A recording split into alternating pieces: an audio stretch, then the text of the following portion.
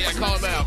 5430, yeah. Yeah, get on those phone lines quick. Are they giving away stuff? Wow. Ladies and gentlemen, I look to my right. I see an empty, vacant chair. Whoa. That once belonged to Tari B. Free. No longer belongs to her. Well, the word I'm getting this morning is that Tari Free got rear-ended early today. And is dealing, well, what's the problem? Stephen, she's on her way to work. She gets rear-ended, and now she's dealing with the aftermath. Well, he went, oh. It's probably not a thing for her, I wouldn't think. Oh, car accident. Okay. Mm-hmm. Yeah, she got one of those, too. Got it. Okay. Yeah. And this is why they want to hire a phone operator. Because all these aftermath issues that you have to handle, and she's now waiting for the police to arrive. And our dream come true. Mm-hmm. So that is the story, but the word is she's fine. That's good. That was good, yes. She got rammed pretty hard, from what I understand. From a guy that may have been drunk. Wow. Whoa. Rammed pretty hard, rear-ended, and waiting for a report to be filed, whatever the case may be. I bet Tari carries a breathalyzer in her purse. Mm-hmm. You're gonna blow on this. Well, that's the word she gave Pasty, that the guy who hit her was drunk. Whoa. And she's waiting now to deal with the aftermath, yes.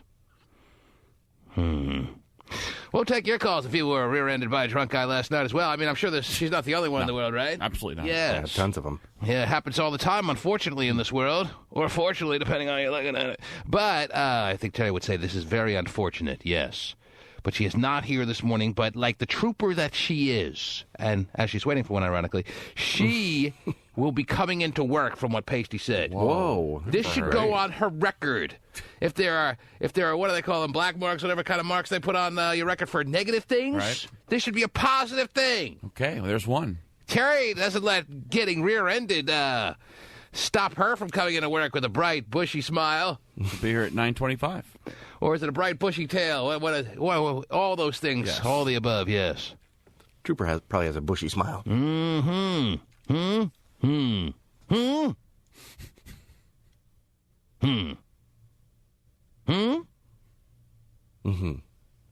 I didn't get it. I'm still waiting for an explanation. The trooper, what now? Maybe a mustache is kind of what I was going for. Geez. Oh, okay. Okay, yeah, right. That's an answer. Okay, so, now, Pasty, have you got an updated status on our good feathered friend Tari B. Free, or what? Not as of the last couple seconds here now. Okay, all right. Sound of getting rear-ended sounds pretty good, though. Okay. All right. So, ladies and gentlemen, we hope for the best. We'll wait for her to come on in with her big smile and her stories to tell. She's going to be on fire. I just get the feeling hitting Tari Free's car is a mistake. To say the least. Yes. Whether it's your fault or not. Right. No, especially if it, well, yeah, even if it's not your fault, but especially if it is your fault. Oh. And she knows she's in the right. Oh, geez. Oh, will she make you feel like crap? It's on. And when my husband gets here, I'm married to the law. Yep. And the law will win. Yeah, so. Pretty scary, though, on the freeway, though, I would imagine. Anytime you get hit on the freeway, it could be a little scary experience. Not something you're ever hoping for, but pretty rare to get rear-ended on a freeway. Happens from time to time. Well, no, that's where when you get a lot of early morning, dark road, kind of, still dark, and there's a lot of traffic, and people are tailgating too close, and they've had a nip or two. Yeah, that helps. From their passenger seat flask. These things can happen. Yeah, like 80% of the accidents on the roadways happen because people are driving too close to the person right in front of them. And then you have those rear-end collisions. Yes, we have a whole call board of people that had some rear-end collisions last night, apparently. So, we'll come back. We'll get things started right after these words.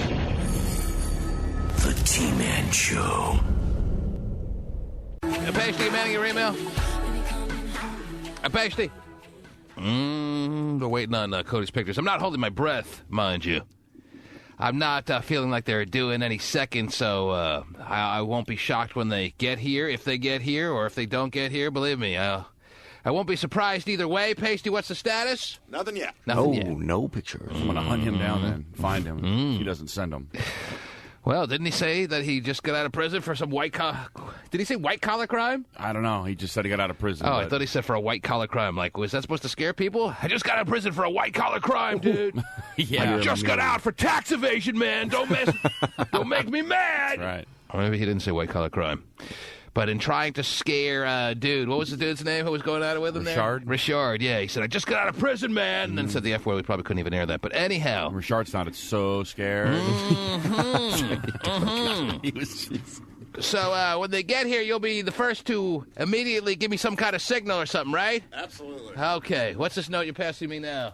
I like you, dude. Oh, Terry's almost here? That's right. Terry, wow. Ladies and gentlemen. We almost forgot about her. Yeah, she got into a rear-end collision this morning.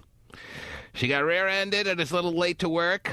She had to fill out a report and take care of all the necessities of things that need to be done after getting rear-ended, and she'll be here any second, yes.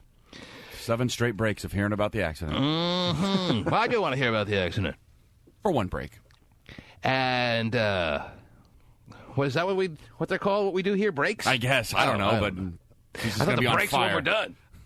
But anyway, let's see. Hatch wants to ask me my thoughts on two brothers being with the same girl. Now, that's a whole different scenario as far as I'm concerned. It seems like a subtle little difference, but it's pretty big as far as I'm concerned. Two brothers taking turns on one girl is perfectly acceptable to me. It's the same time routine that it's bugging you, right? It's the same time routine. It's the game of Twister and the whole naked variety that these two opted to play in. That, hey, it's just something I wouldn't necessarily do. I'm not saying that if you want to be completely freaky like that that's a problem with anyone or me. I don't have a problem with it.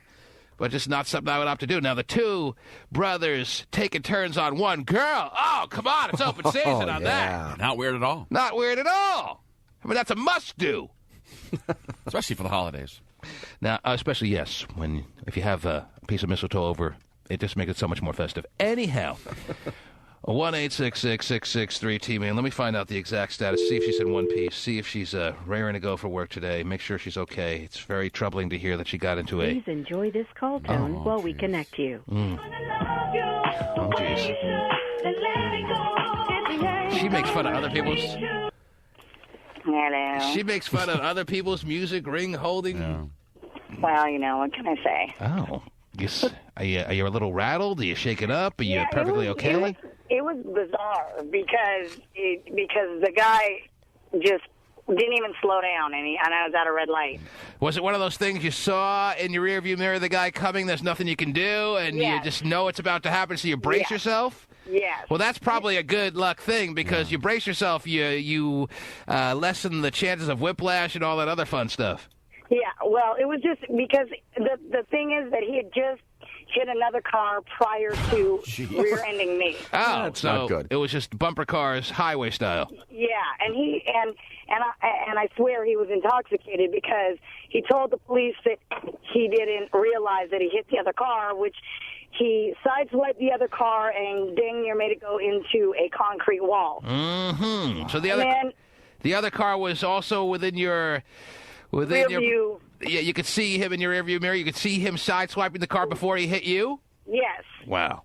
So the other car waited on the side of the road for the cop to come, too. So it was 2 cars against 1 filling out a report against this guy. Is that right? Right. Wow. We don't believe you. We don't need a third car. Mm-hmm. Well, and the first car they hit, it was basically a hit and run because he cut her off, and then she flashed her lights at him to, like, say, hey, you just hit me. And then he was swerving a little bit, and I was, like, thinking to myself as I'm watching him going, dude, you better slow down because I'm just sitting at this red light, and I'm going, he's going to slow down. He sees the red light, and he doesn't even slow down. So he never slowed down even up to the point that he hit you? Well, yeah, I mean, he had no choice because I can't go anywhere.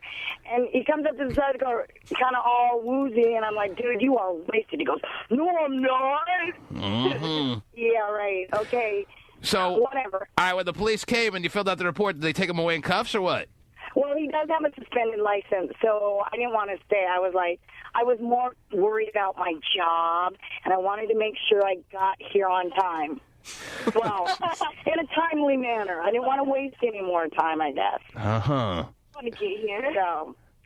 So, how long till you get here? I'm pulling up now. Oh, yeah. Wow. All right, we'll get the rest of it when you get here. Terry Free, ladies and gentlemen, is here. That's great. After being involved in a major car crash. Clock in at 7.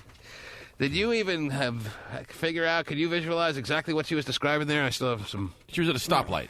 Yeah, I got that part. Right. And Guy just slammed into her. I don't know. yeah, but then the guy came to the side of the car after he hit her. I guess, yeah. He got out. And she told the cop, instead of telling the cop that he was drunk, she decided to omit that because she didn't want to get into a whole ordeal that would lead her to have to hang around so she can get to work on time. Is that what she was saying or what? Yes, that's what she was So saying. she spared the guy as far as the accusation she would have normally made so she could get here on time. That's what she was saying. Hey, I like to spare drunks that hit cars, too. It's possible they may figure out he was drunk. Right, that's probably what she's thinking. They'll figure it out.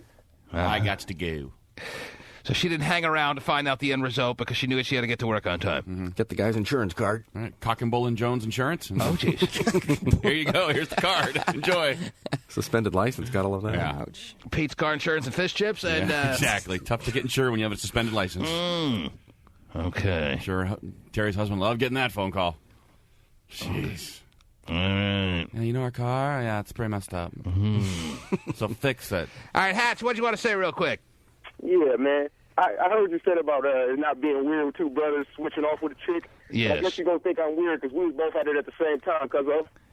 All right, well, that to me is something that I'm not willing to do with my brother. Maybe it's just my brother. Maybe it's a personal thing in my family. But hey, taking turns and one stepping out for a little bit, and the other one, or at least being far enough away that I feel comfortable enough. But me and my brother in the same bed on one girl is something I'm not willing to do yet. Maybe tomorrow. Yeah, check in with me tomorrow. Still holding out hope. It wasn't no funny stuff, though, because he was on one end and I was on the other end. Oh, It doesn't have to be funny stuff for us not to like it. I didn't think you were both going for the same orifice. Whatever. You know what? This is getting a little Wow. too whack for me. Oh, same time. I'll back out first. Hold on. Yeah, it's like our situations have melded and we're one big. Okay. Okay. See what happens when Terry's not here.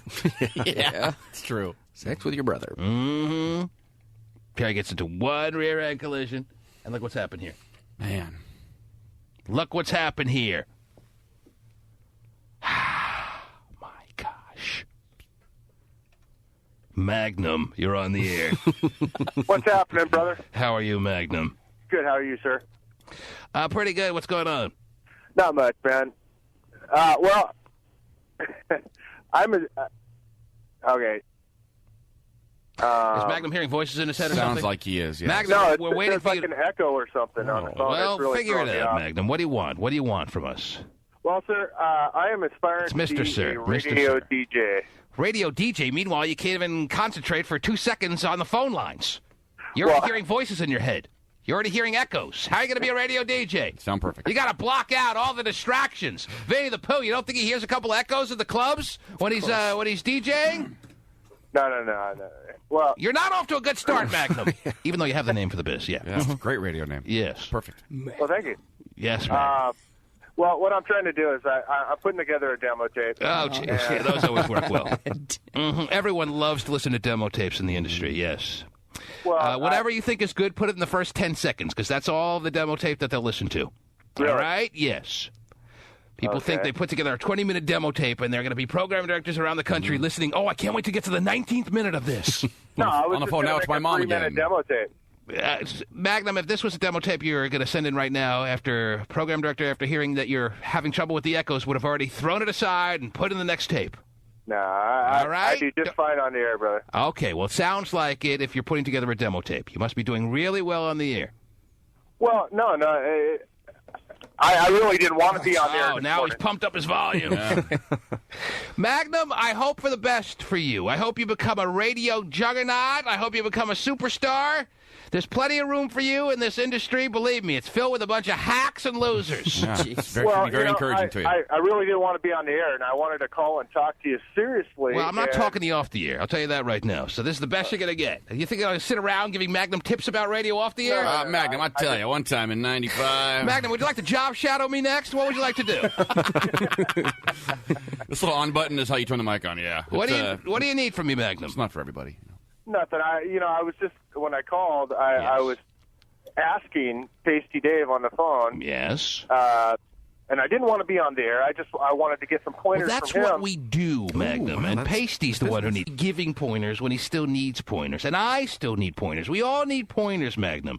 So we're really not in position to give the best advice, all right? We're pretty much on-the-job training every day here. Well, I figured I'd call the best in the business, man. Oh, well, apparently you couldn't get through to him. So thanks for calling us. All right, Magnum, take care. Good luck to you, Magnum. Pasty wants to know how you escaped his drawers. Listen, I like to be as giving as I can. Oh, look who just walked in. Look what the cat dragged in. So nice of you to join us. I hope I'm not cutting into your busy schedule. Definitely heard that I could have slept in for another hour. Whatever. I was trying to get out of work, so I just had a big sign on the back of my car that said, "Please hit me." I love to sleep in and then pretend I got in a car accident. Yeah, go check the car. Here, I got pictures for you. Oh, wow. Took some Polaroids already? Already. Because she knew what you guys would be saying. I know. All right, so wait a minute. You said we got the story all wrong, and you listening. Yes, as I'm pulling it, I'm like going. Is it weird to listen to the show when you're not in the studio? Yeah, it is bizarre. All right, what did we get wrong? I want to hear all about your little cute. So I call accident. 911 as soon as it happens. I go, this dude is drunk. I did not tell the police that he wasn't drunk. So it's your typical morning call. Usually it's the call that pertains to me. This time it was actually about a driver. Yeah. It was actually about a driver, not like just a dude like you. Okay.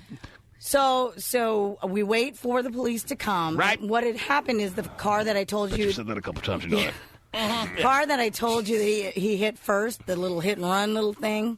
Huh? Yeah. All right. So let me say. I think I understand, Terry. You don't have to go through this all again. You're sitting at a red light. Yes. You look in your rearview mirror. You see some dude driving erratically behind you. Right. He sideswipes a car, and you're like, oh, my gosh, I feel bad for that car. Right. He just kept on driving. He doesn't even want to acknowledge that he just hit that car. She's flashing her lights, and he's not even stopping to exchange information. And, oh, my gosh, he's coming a little too close to me. And, oh, he's not slowing down. And, oh, gosh, boom! Like that. Correct. Okay. That's good. So I got it all. But she didn't even she came up behind him because she was... Oh, my boobs! No.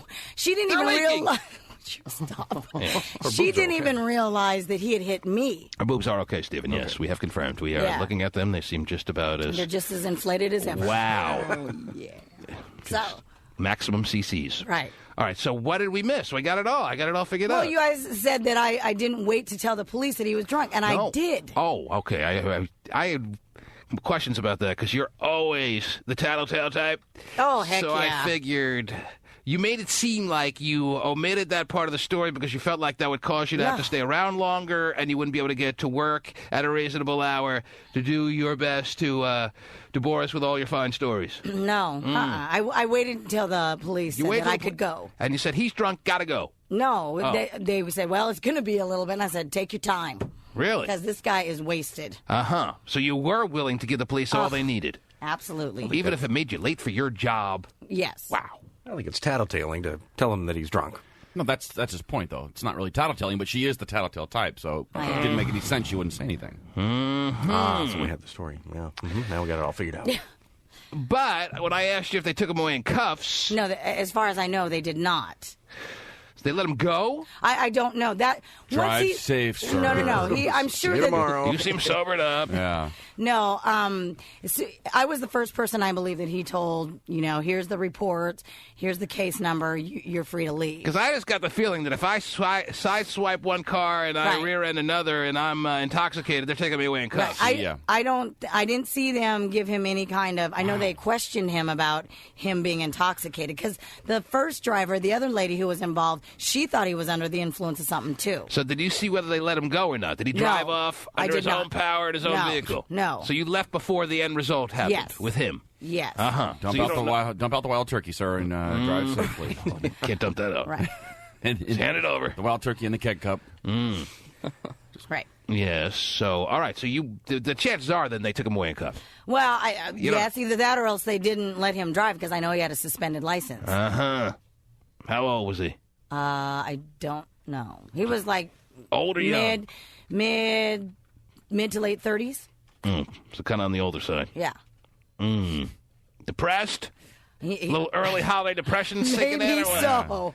But if you're driving fresh out of the casino or what? I picture him possibly. I picture him fresh out of the casino. What was it, around 5 in the morning? About 5:30ish. 5:30, fresh out of the casino. A lot of hours of losing hands of blackjack. Yeah. A lot of free drinks. A lot of anger. Yeah. And sideswiping and rear-ending. Yeah, crazy. Was he with an attitude when you told him that he had just sideswiped that other car and now here he is, a part of your car now? No. So he hit your car and then came to your driver's side window. Yeah. And I go... Finish you off. Right. Well, mind you, I had a passenger this morning. My daughter. Is your daughter in the car? Yeah, my daughter was in the car, my oldest. Anyway. Where is she right now? She's down the hall. Oh, what's she doing here? She has a doctor's appointment. My neck hurts, Mom. It was bring your daughter to school day? No, it was bring my daughter into work because she has a doctor's appointment right So you knew this was going to happen. So she was planning to be here all day today anyway? Yeah. And you picked this day to get into a car accident? I didn't pick this day. I don't need any more accidents, please. Unbelievable. We missed you this morning, too. Oh, yeah, I could tell because Hotshot is so excited to hear all about my accident. Well, I'm excited. So we're done. We don't have to do 7 breaks on my accident. Oh, she didn't like hearing that comment from your car radio this morning? Well, I'm done talking about it because I don't want to bore him. iPod time for me. I don't want to bore him. Why did your daughter have to go to the doctor? Why aren't she in just school? a regular physical. It's such an important appointment that she's missing school to go to the doctor? Well, she's Must got be something serious. Well, no. She does have to get all updated on a lot of her shots, and then she's doing gymnastics, so she has to have a athletic physical. But she's missing school for that? Just a couple hours. Oh, all right. She's cool. Okay. She's going back today. Kind of a cool mom. I know, really. My mom would have never stood for that. You ain't missing crap. Are you dying? Well, she Get to school. the last day she could get in under the wire. So I was like, gotta get under the wire. Yeah. Speaking of under the wire, yes, David. Well, she would have to take the day off if she wasn't going to have to miss school, right? Right. Let us pull. Don't wanna do that. Maybe she could pull. Maybe she could pull a bill for us this morning, too. Okay. All right. Then She gets to and I never get to? Oh, Stephen is really having issues with this. Well, then no one could blame us for what bill we pull when it's Terry's young daughter who does the pulling. Right. Yes. Okay. So have Vinnie go out into the hallway, give her the hopper, have her pull a bill and bring it in. Okay. I can do that. Oh, that'd be nice. It'd be a nice little moment for you both. You both have the same voice. Okay. I know. I was like, I'm really not. I am there. It's really me. We'll Sounds so weird. have a T-Man pays your bills moments. Yeah, I'll have to figure that one out during the break too. Vinny sounded like me because he sounds like a girl. That's what we've been missing this morning, Terry. Yeah. Having you have our brains work overtime trying to figure out what the hell you're talking about. For sure. Vinny will come back having even go to the middle school prom now. Just got asked. T-Man pays your bills. Would you go to the middle school prom if she asked you? Right after these words. The T-Man Show. And although she's no longer competing, she's still hanging out with her dancing pals. There she is last night at Hotspot High. Oh, yeah, there's Cheetah Girl. You like Cheetah Girl? She's big time, with her partner and now official main squeeze, Mark Fallis. The two also made a stop at Sugar, where People.com reports Mark performed with his band, Almost Amy. Oh, good. Get this. He dedicated the first song to, quote, my beautiful Sabrina. Oh. Now that looks like one happy lady. Cheesy girl. Broke the cardinal rule of Dancing with the Stars as far as I could see. Don't get romantic with your dance partner. Did Floyd Mayweather fall into that trap? Come on. Why else do you go on? I don't see any reason. But But you could see the passion they had between each other. So. all right, all the passion that I can think of is just hearing the term Cheetah Girl and thinking of all the strippers that I once knew. Anyway, that have now moved on to the Spearmint Rhino. You don't see some girl calling herself Spearmint Rhino Girl, do you? Because it only conjures up one image, and that's of a high-class hoe. Yes. So I hope Cheetah Girl realizes that I don't care what kind of show she's on. I don't care what the case may be. Cheetah Girl, in a lot of people's minds, still means she's swinging upside down from the pole, and worth every penny that you pay her. Mm-hmm. She must have the strongest groin muscles ever. Yes. No wonder she did so well. And this is this guy who is a dance partner is also in a band. Doesn't know what he wants to be? Is that the deal? Huh? It sounds like it, yeah. Okay. I didn't know. Well, that's pretty sad. Figure out what you want to do and go with it, please. Speaking of figuring out what he wants to do, Cody, what's the story? You were in bed last night with your brother and 2 girls? Yes, I was. Mm-hmm. How you doing this morning, G-Man? One bed. Yeah, how's Terry Free doing?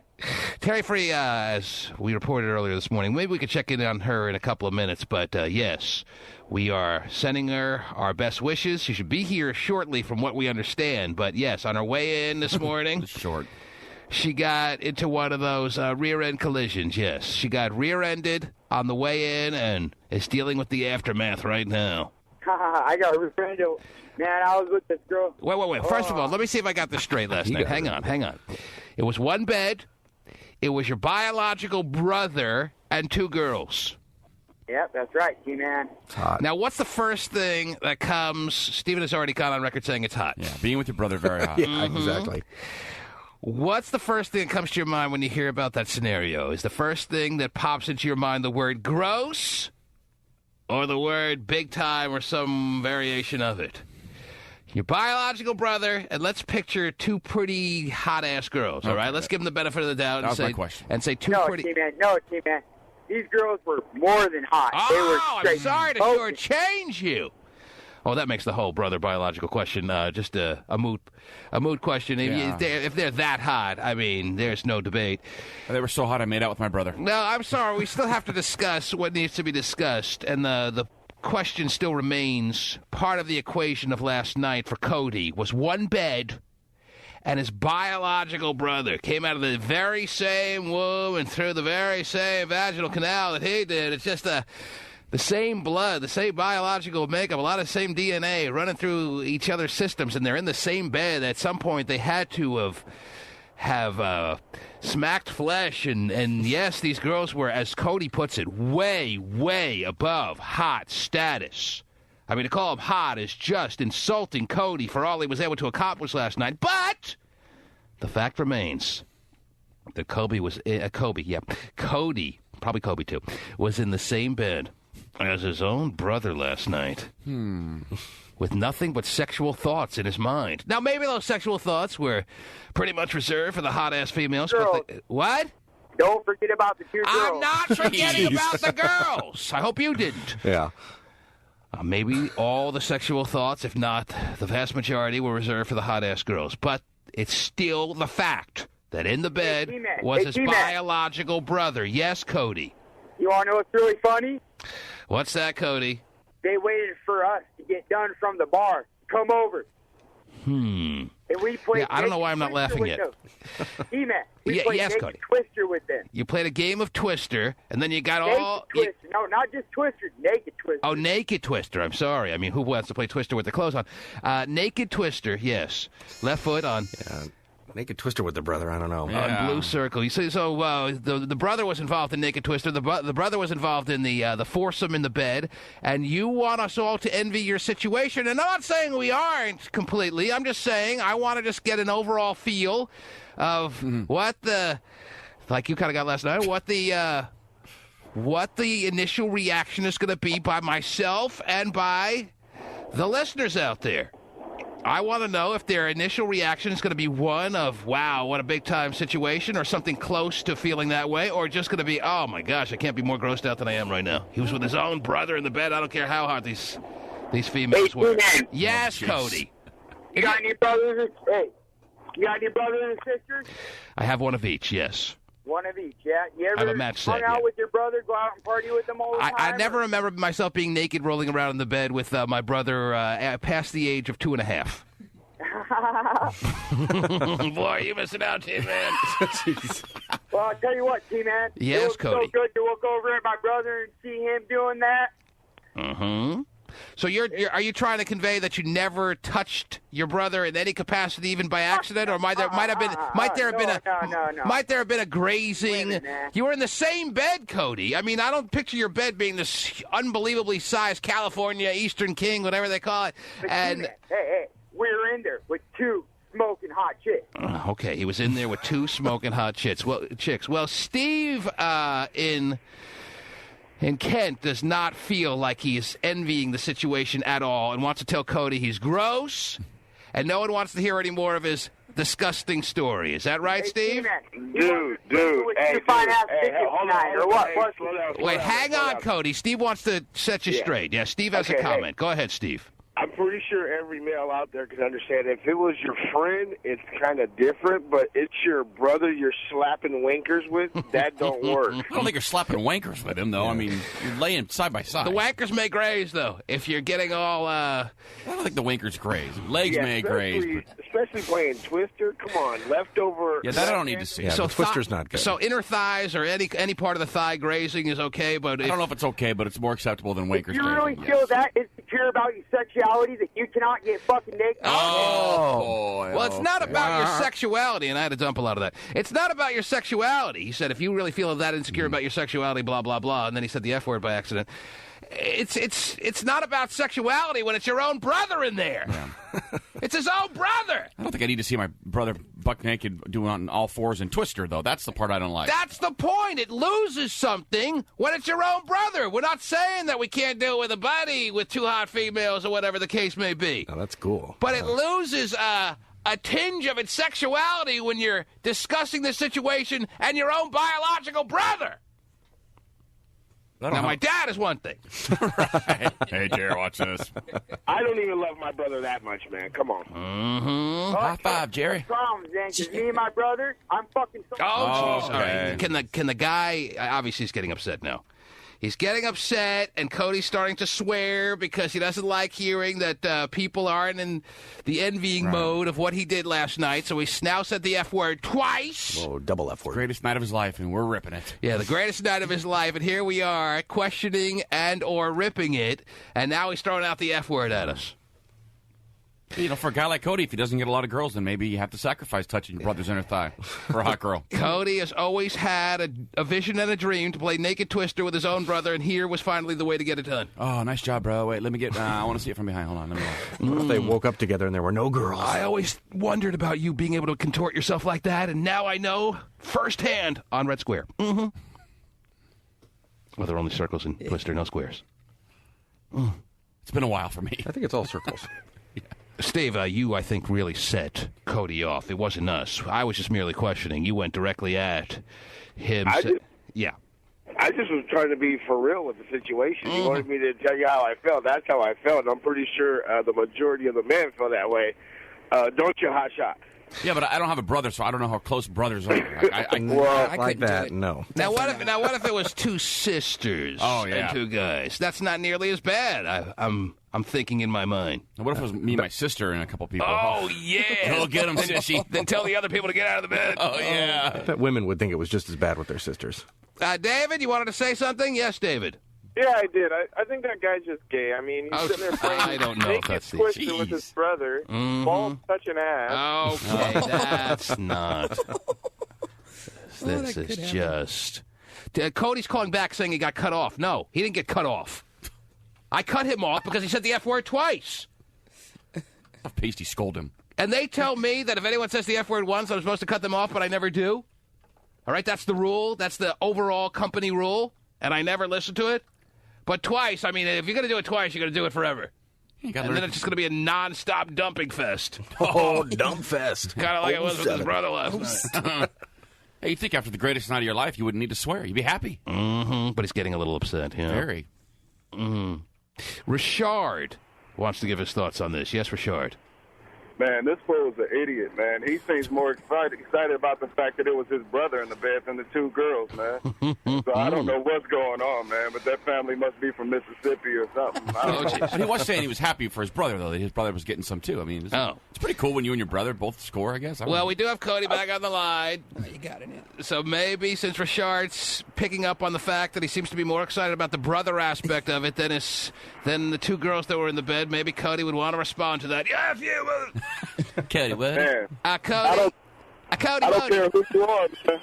I don't care who you are. You don't play naked Twister with another man. Cody, are you hearing this, Cody? Oh, yeah, I'm hearing it, man. And what do you want to say in response to this? Wait, Richard. Wait, Richard. Wait, hold on. Richard, make your statement one last time, and then Cody can respond to it. What was that? What are you saying? Point blank. Well, he's talking about playing naked twister, and he's more excited about having sex with his brother in the bed than the two women. So, I mean, maybe it should have just been him and his brother in the bed, and he could have been all right, man. But, just take Cody's greatest night of his life and rip it to shreds for him. But, whatever it takes to get girls naked, if playing naked twister, is that worth it? I mean, you have to ask yourself. Well, Cody. Ready, buddy? Yes, Cody, we're ready, Hey, yes. what's that dude's name, Rashad? Richard, yeah. Hey, Rashad, I was with hotter women than you'll ever be with last night. What? What? Man, Whoa. That's your word. That's your word. Dude, Hey, that's probably the first time you ever lost your virginity, man. You probably lost your virginity of probably your mom and her sister to make it more exciting for you, man. Don't bring my mom into this, dude. I'll find you. Oh, man. I mean, maybe my dad and my uncle. What did he say? Did he say the F word again? He said, I'll find you? Yes, Oh, I'll did. find you. Richard, now he's saying... We'll have problems. Richard, he's saying he'll find you if you keep talking about his mom and his sister like that. Hey, man, his mom's a good lady, man. That's all I can say. Oh, man. Cody, he says your mom's a good lady. Tell my ass got out of fucking creek. Oh, okay. That was not good. What did he say? I think he just got out of prison. Is that what he said? I heard that too. Yeah, that's what All right, but he said the F word again? He did. I think so. That time it was definitely clear? Clear. Yes. Mm-hmm. Okay. Triple Yes. Man. Well, Cody, you should be happy. You had a great night. Oh, yeah. Yeah, Cody has a great night. Now he's threatening to kill people. He's and angry. He wants to find Richard. Last night. All right, listen. She was the one over playing Twister. Who's that? Her sister, Rashad's sister. Richard's sister was the one over playing Twister last night? her Did you know that about your sister, Richard, last night, that it was a freak show? Oh, yeah, I mean... She does that sometimes for charity cases, man. You know, foundation. She was trying to make his last dreams come true, man. But she told me he was whack anyway. So okay, there it is. Yes. Guys will do stupid stuff to get girls naked. Hey, if playing naked twister's your deal, whatever. I'm all for playing naked twister if it leads to something bigger and better. But if it's my own brother, I'm not so sure. I want to see his dangling participle grazing the twister floor there. No, but is it worth it to see two hot girls in bed with you? Well, if you can't get the two hot girls in bed with you without playing naked twister with your brother, then I think you pretty much have to write off the night as I couldn't make it happen. But I know, but if the only way you can is to do something stupid like Twister. Yeah, I'm saying no. He's still out. Yeah, I think you got to figure out a way to make it happen. Now, maybe it's not that big a deal to some people, but... Naked Monopoly, maybe. Yeah, if it's Trouble or Parcheesi or a Payday, yeah, I'm all in. Mm-hmm. Hey, is that the Thimble or Steven's with private your brother and your mom and your auntie, man. What's that, Richard? Playing naked twister with your brother, your mom, and your auntie. Oh, he's throwing in more family members now.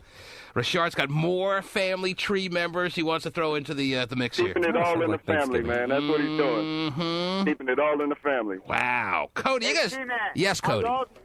Yes. Well, we love you too, Cody. And I'm glad you had a good night last night. Now, don't let the listeners get you all bent out of shape. You know the listeners are going to be haters. Oh, dude, they're hating because I had so much fun last night. Yeah, Cody said to Richard, you're just upset because you'll never get two hot girls. Yeah, you're never hotter women than I was with last night. Can we get pictures or something? I'd like some proof at some point. Richard, are you aware of that's where your anger really stems from, that you will never get two hot girls as Cody had in his home last night, and that really is what's bothering you? Hey, man, if your sister's hot, she's hot. Man, your mom's hot, she's hot, I guess. Okay, man. yeah, we've got enough with the family angle there. Okay, Cody, when yes. I left my house earlier today, Cody, listen. When you... I picked the girl out. Yeah. She went straight in my brother's bedroom. I was like, yeah. Okay, listen. When you play Naked Twister and your brother's there and you got two hot-ass girls there, you know there's going to be some video or at least some pictures. So what, you want pictures? Yes, we do. We want... That's pretty much where I'm going with this. I'm glad you are able to figure that one out. We would like some video proof that these girls are as hot as you say they are. Can you please send us some pictures as soon as possible? All I have are pictures of my brother. All right, hang I'll on. send them right now. All right, good. Yeah, I'm going to put you on. phone. I'm going to put you on hold with Pasty Dave. He's going to send him right now through his phone. Wow. Nice work. Mm-hmm. Steven's going to look at him and go, oh, somebody cheated a Twister. Yeah, that's not what the spinner says. You've got to keep it pure a little bit when you're doing that. 1-866. You still got to respect the game. You're screwing up the integrity of Twister. 1-866-663. T-Man back after these words. The T-Man Show. It's funny. I look up at this call board and I see people on the line going, Terry, it was your fault. Here we are talking about this morning how you got rear-ended on the highway or one of the side streets nearby, a major thoroughfare, and people are calling in saying, Terry, it was your fault. You backed into the guy and you know it. But, of course, right now, it was Terry's daughter's very skilled hand who reached into the hopper and pulled us a bill today. Woo! Yes. Now, you got a lot of kids, Terry, with a lot of hands. I know. So I'm not sure we're going to make this a regular theme where Terry's kids pulls a bill, but for this morning, that is what is the course of action. Good deal. Terry's child is here because right after the show's over, Terry's going to rush over to the doctor of choice to get her all checked out, turn her head and cough. All right. They do that with girls? No? Oh, what a shame. They don't? Anyway, they don't check girls for hernias, do they? Can a girl get a hernia? They can, yes. They don't have them turn their head and cough, right? They check somehow. I don't want to know. They don't want to tell. Turn your head and... No hernia here. Michael, what do you want to say real quick before I announce what this bill is? Go ahead, Michael. Michael wants to tell you it was your fault, Terry, with the accident this morning. Yeah. Go ahead, Michael. Yes. How are you, Michael? Man, I'm just saying, man. Terry knows it's her fault, man. You know what I'm saying? For stopping in front of that dude so fast. Trying to collect on her insurance or something. Wow, Terry, is this just some big scheme that you have your daughter in on? It's kind of ironic that the one day you get into an accident, your daughter was in the car to make it seem so innocent. Yeah, right. Yeah. Mommy, they're on to us. I'm going to sing like a canary. I will kill you. Wow. Terry, is there something you'd like to admit this morning or no? Nothing to admit this morning, especially when you're just sitting there and there's, Terry can't go anywhere. Terry actually described it in even greater detail during the break, saying it was the most surreal type feeling. It was the weirdest thing in the world where she just knows a car's about to hit her and there's nothing she could do about it. Blah, blah. Friggin' blah. You save it for the witness stand.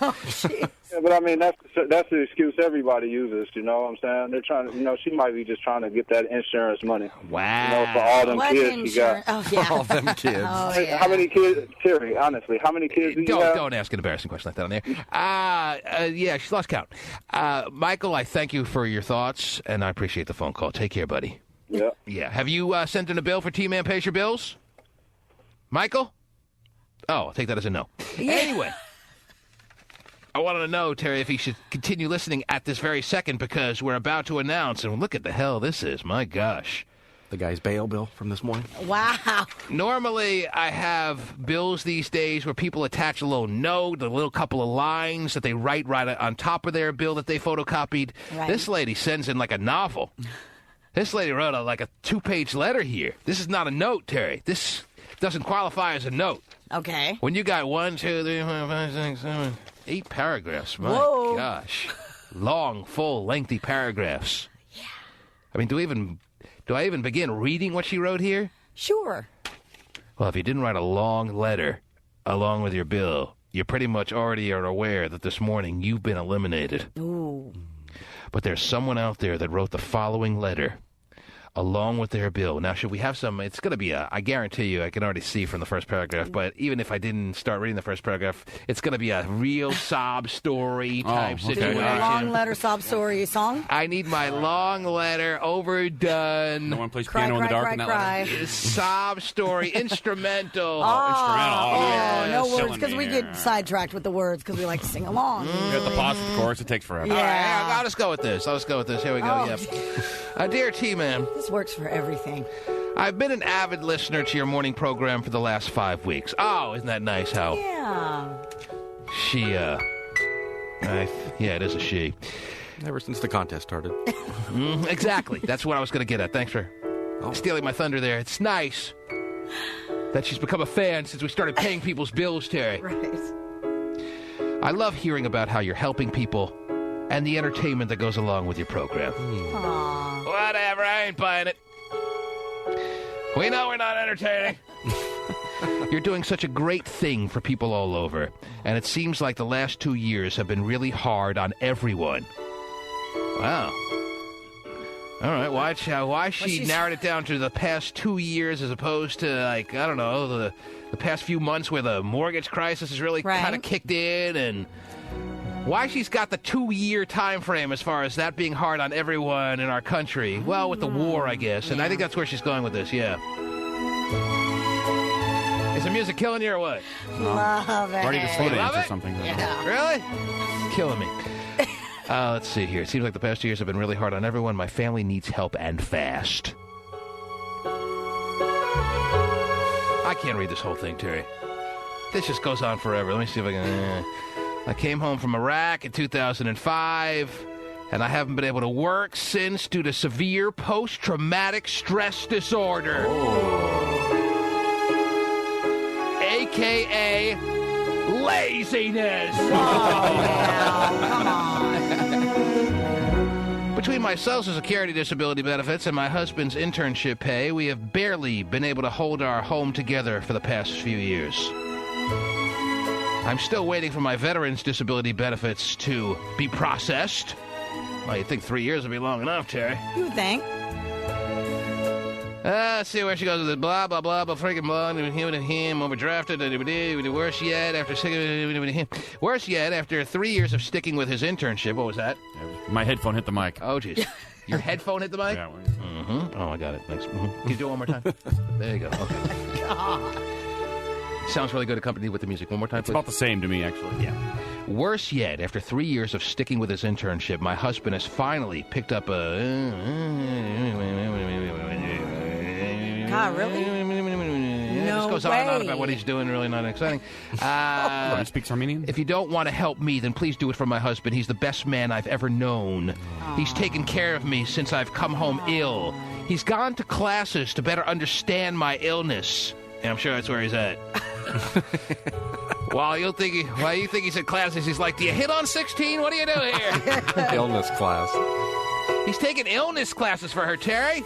This husband, who's the best man she's ever known, is hard to say. It's hard to say he's not if he's really going to classes to better understand what his wife is going through. Right. They give classes on post-traumatic stress disorder from. They do. Wow. Yep. Not just her problem. You're right. My wife could come home with that times 10. I ain't going to any classes. My days of classes are over. That's what I'd be telling her. Yeah, I know you're going through a hard time there, baby, but my days of going to classes are over. Okay, this music about to end? Oh, geez, I guess not. Yeah, the music killed me. Anyway, really? You like it? It makes you feel feel rather soothed? Sure. Okay. I want to do a floor routine, I think. Adds to the story. 10. Perfect 10. Thank you, Terry. I love the floor. We always knew you were. Yes. Yes. You just see me do a floor routine. My back handsprings are to die for. Well. Oh, boy. 10. Okay. Let's see. Where were we? Oh, yeah. He goes to classes to better understand her illness. He's taken care of the whole family during times that she had to be hospitalized. Wow, this is pretty serious, Terry. Yeah. And he's worked 2 jobs at a time to make up for my lost income, while at the same time he takes classes to finish his degree. Oh, wow. My gosh, can you pile it on any more than this? He hates being home, it sounds like. Yeah, I bet she can pile it on more. And the reality is, these notes, these letters, are really, they're nice. Right.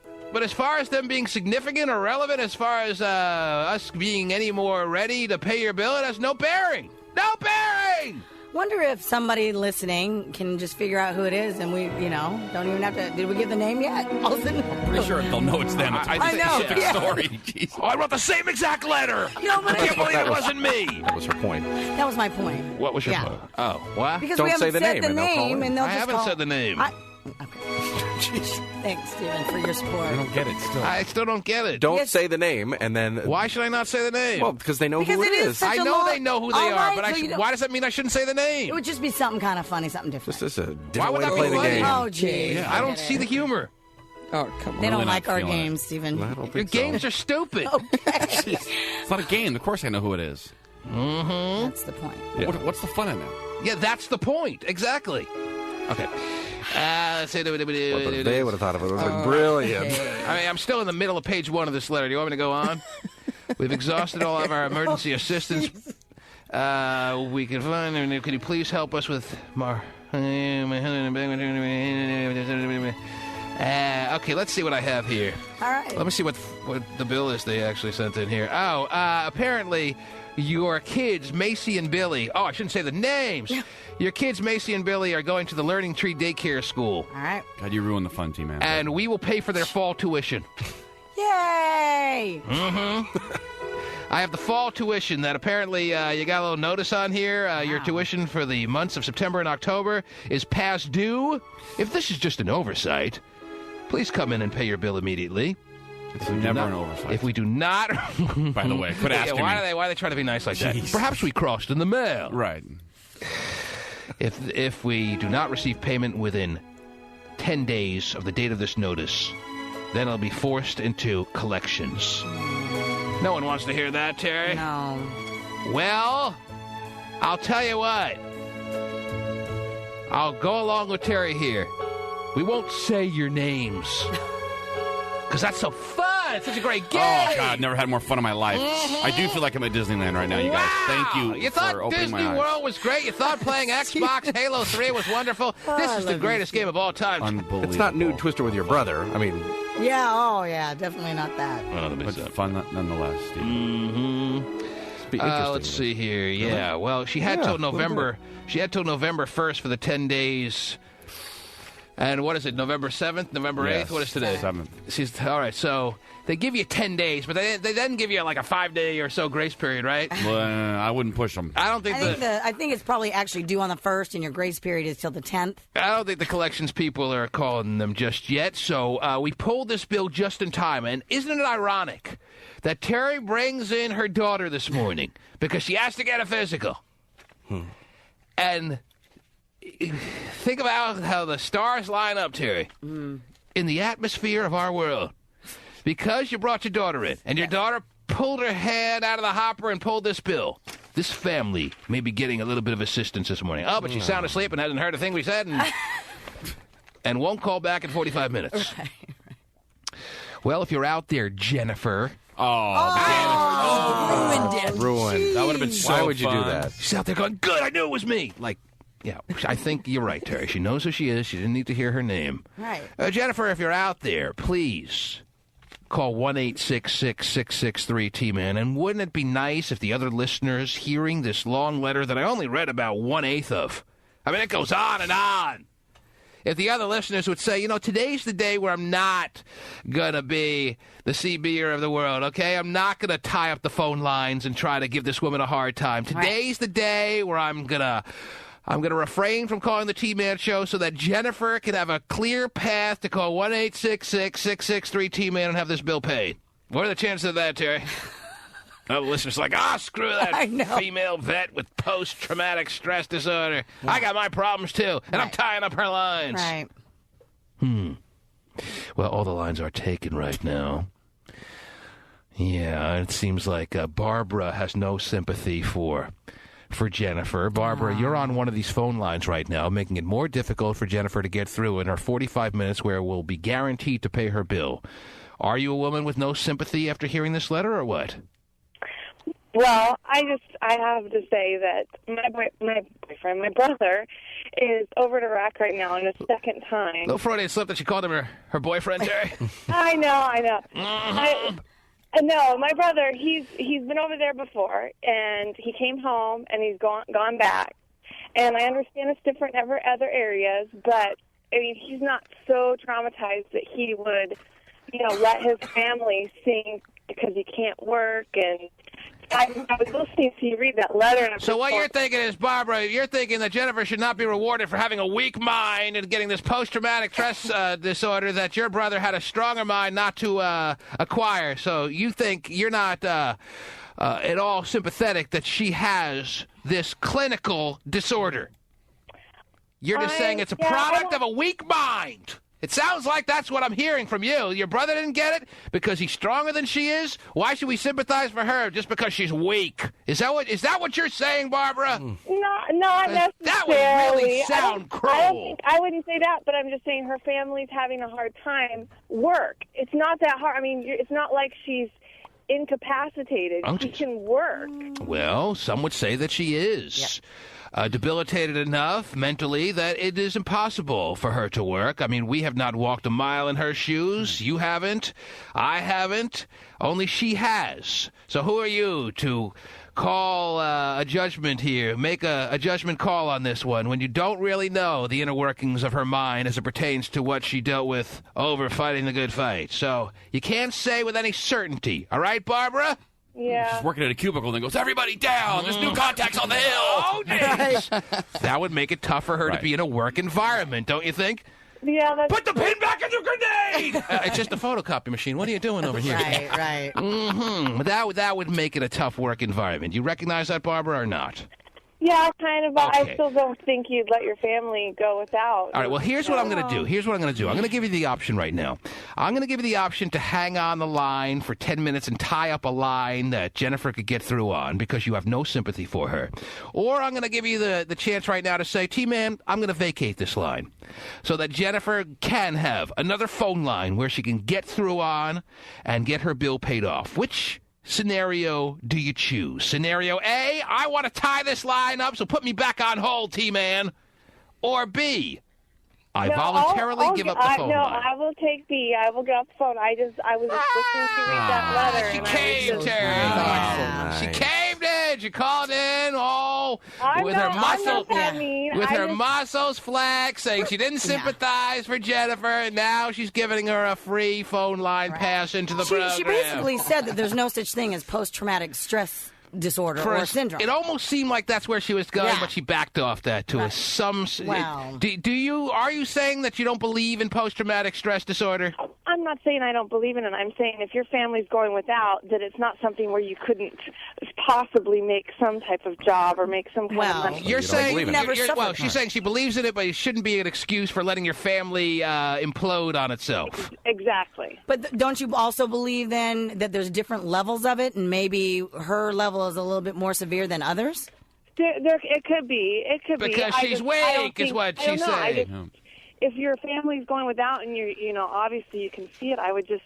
But if you can't do it, then you can't do it. I mean, think about the tuition bill that I have here. That makes sense. I can't argue with that. Think about what we're waiting to pay here. We're talking about a tuition bill so that our kids can go to a daycare type school.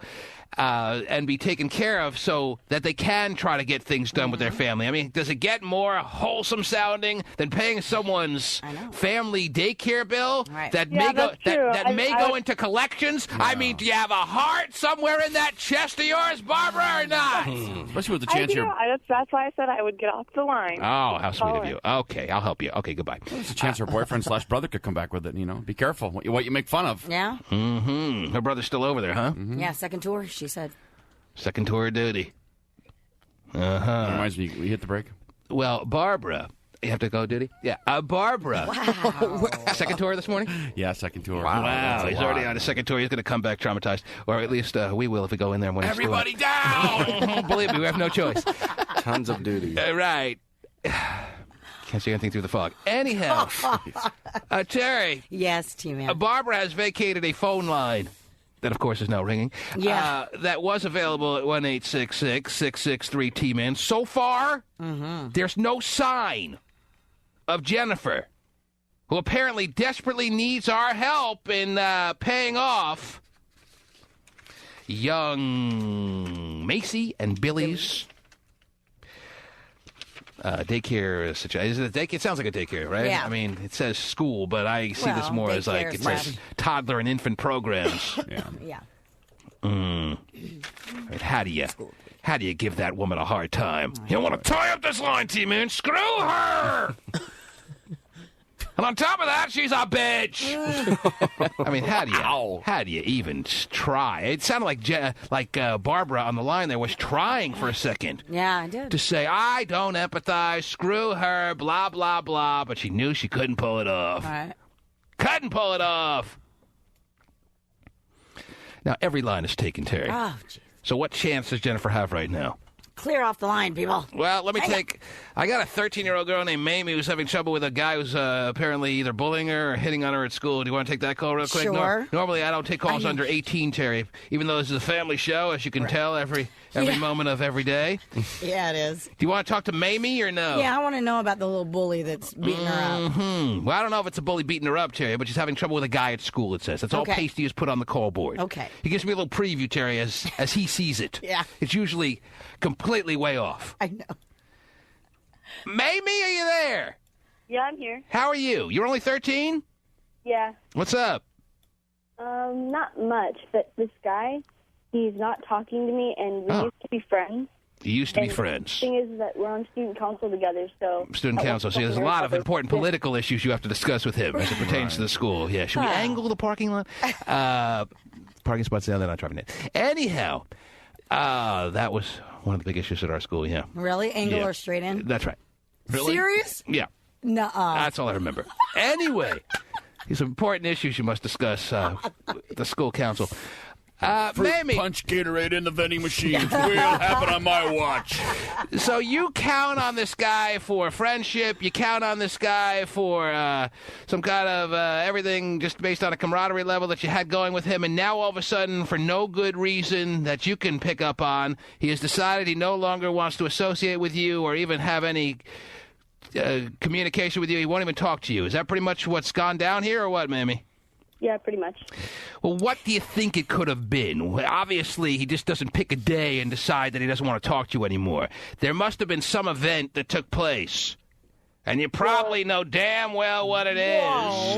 And either you're deciding not to acknowledge it, or you've suppressed it, or whatever. The reason is you're not acknowledging it. I want you to look deep within yourself and tell me exactly why. Because you know that he's not talking to you.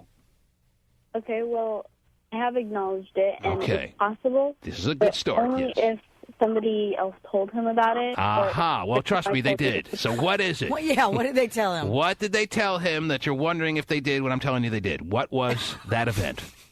I'm talking language you can understand. In the beginning of the school day, he was taking glass bottles and breaking them on the schoolyard, and lots of dogs and kids like... Oh, yeah, we used to call that Wednesday.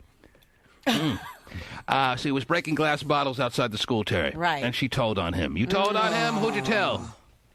Who did I tell? Yeah. I told the SMS. The SMS. Security guard person? No, we don't have a security guard. All right, what does SMS stand for? Student management guy. Oh, that's really going to the top there. So why did you feel the need to tell on him? You felt he was putting all other students in a bit of harm's way, and you felt like it was your responsibility to do the tattling here, or what? Well, it kind of is, because I have a dog, and she likes to go to my school a lot. Mm-hmm. So I don't want for dog walking Thursday, yeah. around. Bring your dog to school Thursday, yeah. Right. So you were having a visual of your dog stepping on the little shards of glass, and you were worried about that, so you felt like you had no choice but to tell on him. Well, yeah, kind of. Yeah. Mm-hmm. Is that selfish of me? Because I'm getting this vibe that saying it's selfish of me. All right, well, when you here's the bottom line, though. When you decided to tell on him, you must have also realized that there's a good chance in doing what I'm about to do that he may decide to, whether it's right or wrong, be angry with me to the point where he doesn't talk to me anymore. You made that decision. You made that decision. And even though you did what you felt is right, and it probably was in a lot of people's minds right, you have to sacrifice some things sometimes. And you sacrifice your friendship with dude. What's his name? Eric. Where do you go to school? He goes to my school. Okay, yeah. What school? What city? Where? Give me an idea what school you go to. Oh, Hostford Middle School. Mm-hmm. Well, Terry, she had to run the risk of losing a friendship with Eric. Right. Obviously. Now, maybe Eric's being a bastard for holding this against her, but every guy can probably relate. Doesn't want to be hanging around some girl that's just gonna take what was a friendship and roll over him on like that. Terry got him in trouble. Right. What kind of trouble did he get in? I don't know. I think he got a week of detention. Something. Week of detention. Oh wow. He got off easy if all he's doing is not talking to you. You're lucky he didn't write some really nasty things about you all over the bathroom. Don't give him any ideas. All right? The bottom line also is that the chances are he's going to come around after a couple of more weeks. All right? People have a difficult time holding on to anger, especially at that age. Oh, I know. Believe me, when you get to Terry's age, you can hold on to it forever. She's the master. But at your age, everything's in a short attention span kind of way, and chances are he'll come around sooner or later. Why, is he your only friend or what? No, I've got, like, lots of other friends, but... All right, so what are you worried about him for? Why? Well, just because I'm on student council with him. So they have to work together on student council. And it makes it a tense situation. Mm-hmm. And that is very difficult at that age. Mm. Well, the things you can do. But you're probably not there yet. Anyway. Yeah, no, not there yet. Stop it. It calls back in a year. We'll have better advice. Give her 7 years. You probably don't want to tell on the guy that's angrily breaking things outside of the school. Tell on somebody else. Glass. Well, she got to watch out for the well-being of her pooch. That's true. Of her dogs and her other friends' dogs. Yes. So your dog thanks you, but Eric doesn't. When it comes down to it, would you rather have your dog with glass in his little paws or Eric talking to you? Which one would you rather have? I'd rather have Eric mad at me. But Okay. the thing is that, Well, then in the way together. this is good learning experience, because sometimes in this world you got to weigh things on the scale and realize what's more important to you. Yeah. When weighing it on the scale, not having glass in the paws of your dog meant more to you than this friggin' Eric guy not talking to you. All right. And believe me, in life you'll be working with plenty of people that you don't get along with. You just have to make it work. Now, do you have a crush on Eric Mamie? Yes or no? No. Are you sure? I'm sure. He's boy my John. best friend. Do you picture yourself at little makeout parties kissing him? No. Just like When's your next big party where you guys all get together and like, I don't know what are you guys doing at 13? I know what I did at 13. I don't want to put any thoughts in your head though. Yeah, I watch other guys get action. Mm-hmm. That's what I did.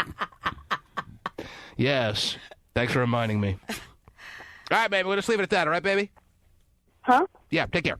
Okay, good. Bye. Good luck. Yeah. Don't worry about it. He'll come Just around. ignore him. Bottom line is he'll come around. Yeah. He won't hold on to that kind of anger forever. He'll forget all about why he's mad at her in a couple of weeks. Right. They'll work on some project together. Like you say, straighten out the parking lines and boom. And if I'm wrong, what's the worst could happen? He'll break a bottle over your head and it'll be fine. Wow. Then I'll get suspended. Yeah, then I'll be suspended and he'll be probably kicked out of school and you won't have to worry about him anymore. Yes. So either way, it'll work out fine. It'll be well worth it. Now that leaves an open line. Yay. Now, wouldn't it be nice if Jennifer, the woman in question here, were to race to that phone line and just grab it before anyone else? Wouldn't that be nice, It would Terry? be very nice. Grab it. Pasty, I see it ringing. Uh-oh. Pasty, can you pick up on that line, please? Hold on, dude. Doing stuff. I got a good feeling, Terry. Do you? Yes, I do. Oh, people have been quick. Mm-hmm. Like yesterday, wasn't it? Like, You're kidding me! He's giving me a thumbs up right now, Terry! No way. This doesn't happen. come on. My good Are you feelings never serious? pan out. My good feelings never pan out, Pasty. Come on, you're lying. Are you lying? If you're setting me up, I'm going to really be mad. You're not lying? That's her? He's saying it's Really? Jennifer who just filled that line, Terry. That's pretty crazy. That is pretty crazy. That's beyond crazy. That doesn't happen like that. oh, wow. This is too happy a story. Oh, disconnected. No, this is someone. This is someone faking being Jennifer. That obviously got one past Pasty Dave. Hello, who's this? Hi, this is Jennifer. Jennifer. Yes. This doesn't sound like the kind of girl who's going to be faking anything on the air, Terry. No. Oh. Jennifer, the one who wrote the 90-page letter to us. That Jennifer? The novel. Yes, the novel. Jennifer, yes, the novelist. I got your letter here. I can't believe this is you, Jennifer. This is really you, Yeah. Jennifer. Man, is this That's perfect or like what? Oh, this is such a nice moment, Terry. I love nice moments on the program. Not really. Yeah. Jennifer, you heard us read your letter. I read bits and pieces of it. I heard about your syndrome you're dealing with. Yeah, not as bad as most, but Not as bad as most. You made it Oh, seem my pretty God. severe, and the way the letter reads, you would think it's about as severe as it gets. Now you're bad, downplaying but it? there are soldiers coming home a lot worse off. Uh-huh. So she's willing to look at the bright side, saying there's always someone in a worse set of circumstances than yourself. Mm-hmm. Yeah, well, that's what I did is I dealt with soldiers who were coming back with problems. Well, how long were you there? I was gone about 6 months. No, it's crazy. This is crazy. You were there 6 months. I was gone from my family about 6 months. What does that mean? How long were you in Iraq? I started in southern Kuwait and went up through Iraq before I got a medical. Oh, my brain is dead now that I'm lying. Discharge. Discharge. Well, we could fill in the blank there. Okay. And now you're home, and it's getting better. It's getting worse. What's the situation? It's getting so much better. Oh, that's Really nice. good. And the way you speak so highly of your husband in this letter, it's almost refreshing. It's nice to hear someone who thinks highly of their husband, Terry. Yeah, it is. You know, Very wonderful. it's so damn... Well, you don't understand. I mean, most husbands would leave somebody going through what I did, but yeah, count me in. My husband is so great. I just can't say enough. He's the one who's really held me together this whole time. Is that unbelievable to hear, Terry? There's someone who glows like this when talking about their own damn spouse. That's great. My gosh, is there hope for this marital thing yet? Yes. All right. And he's military, too, so we've been apart a couple times. He's been your guiding light through all this, and he's taken it upon himself to learn more about your cockamamie disorder. No, that's very real. And I was just kidding, as you know. Don't give me that look, Terry. You know I just like to play around. Not really. And he has gone to, like, class upon class to really understand the inner workings of post-traumatic, what is it called again? Stress. Post-traumatic stress disorder. Mm-hmm. But it's actually, I actually have PTSD-induced schizophrenia. Oh. So it's a little more serious than you might it want to sounds. focus on that before you worry about the post-traumatic stress. Yeah. Okay, so we got a nice cocktail of problems here. And if we can alleviate one of those, well, then we've done a good morning's work, don't you think, Terry? Yes, I do. Now, I'd like to wave the T-Man magic wand and make her schizophrenia go away, but... That would probably make things more boring around her house. Boring person. Yeah, she'd want to keep that. Yeah, I was just about to say that. So I actually just did. So she... T-Man cures your ills coming in the spring. Would rather me pay her bill than cure her pain. Right. She can handle her doing pain. very well with my disorder. She can I've handle got her... my family and... Yeah, you can all handle sorts your of pain. support. You're having a little more trouble with your bills. Is that right? Yeah, my husband is going through a background check at work, and if we're in collections, it's not going to look very good. Well, here's definitely one bill that's not going to be in collections. This daycare situation that your son and daughter are in, you don't have to worry about anymore. All right, Jennifer? Oh, my God. Congratulations to you. You guys are so wonderful. Oh, wow. You've only known that for 5 weeks, though. Is it okay for her other personality to submit their bills or no? Mm-hmm. Mm-hmm. Well, even the same personality can win twice. Okay. Yes. All right? Absolutely. Jennifer? Yes. I hope this begins more of a momentum kind of situation down the path to recovery for you, baby. Yes. All right? Thank you so much. Hang on the line. We'll give you all the details on how we're going to send this school that seems to be harassing you in some sense. Why? Because they didn't get their money? Well, they get stiffed a lot, daycares. Oh, okay. Well, she's even supporting them. Okay, we'll make sure they get their payment as quick as possible. If not today, then tomorrow, but hopefully today. All right? Yes. All right. Hang you guys on the are line. so amazing. Oh, yeah. Hang on the line. Congrats. Yes, there she is, ladies and gentlemen. good. She's Jennifer Fox. Yay. It's kind Can of I say your name now, Terry? Yes. Jennifer Fox. Son and daughter Macy and Billy. Oh, good. Husband Terry. Happy family. Yeah. Helping each other through this time of medium to major size crisis. Mm-hmm. And if we could do a little bit along the way, then it makes us feel good about ourselves. Oh, no, we're long since past the time that we could actually feel good about ourselves. But, yeah, we'll fake it. Okay. You can have your bills paid at thetmanshow.com as well. Thetmanshow.com. And Jennifer sounded like a nice lady, She Terry. did. Yes. She did. It's wonderful. Over in the lands that need to be taken care of, firing bullets and stuff. Man, it's hard to believe, huh? Yeah. She's too cute to fire a bullet. Yeah. She sounds, at least. Sitting in a tank? Kind of hot. Wow. Yeah. The T-Man Show. Man, Mandy Moore and The Rock? The brand new rumors rocking our world today. Oh, the two do share this steamy kissing scene in their new movie Southland Tales. They're talking about the new couple in the Hollywood world, in the entertainment world, being Mandy Moore and The Rock, Terry. No way. Yes. Well, that's what they're talking about. Mark McGrath will either confirm or deny. You know how he does it, Terry. I do. But, yeah. It can't be. It's a match made in that was heaven. a weird one to me. It almost sounded like he said the two douche at first. I was like, wait, well, now that's a couple. Let me tell you, if they're that close. Then it must be. Because I do believe The Rock douches, and if he found someone to do that with, Terry, then that's a match made in heaven. And you don't want to smell what The Rock's cooking after that. Oh, geez. Mandy Moore and The Rock?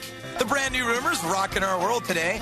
The two do share this steamy kissing scene in the new movie Southland Tales. Listen close. Listen more closely. Listen. The two do Yeah. Whoa! Wow, that's a story. The two do There you go. They do. This steamy kissing scene in the new movie Southland Tales. Oh. But no, both sides say there's nothing going on off screen. Oh, now you're in the know with Extra's Rumor Control. Oh, cool. I love being in the know. He controlled those rumors so well. He is in rumor control, and now we are all in the know, don't you know? Yeah. For the movie, and they have him walking down the aisle. But have they confirmed or denied whether... The two do Yeah.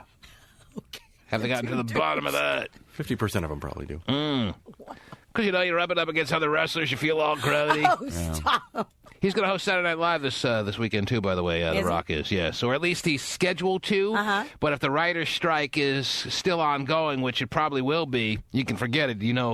Heaven knows he needs writers to help him through Saturday Night Live, Terry. Although he's hosted Saturday Night Live before, and he's awesome. Yeah. As far as hosting, it's usually the guys who aren't like your hardcore comedians that host Saturday Night Live that do the best.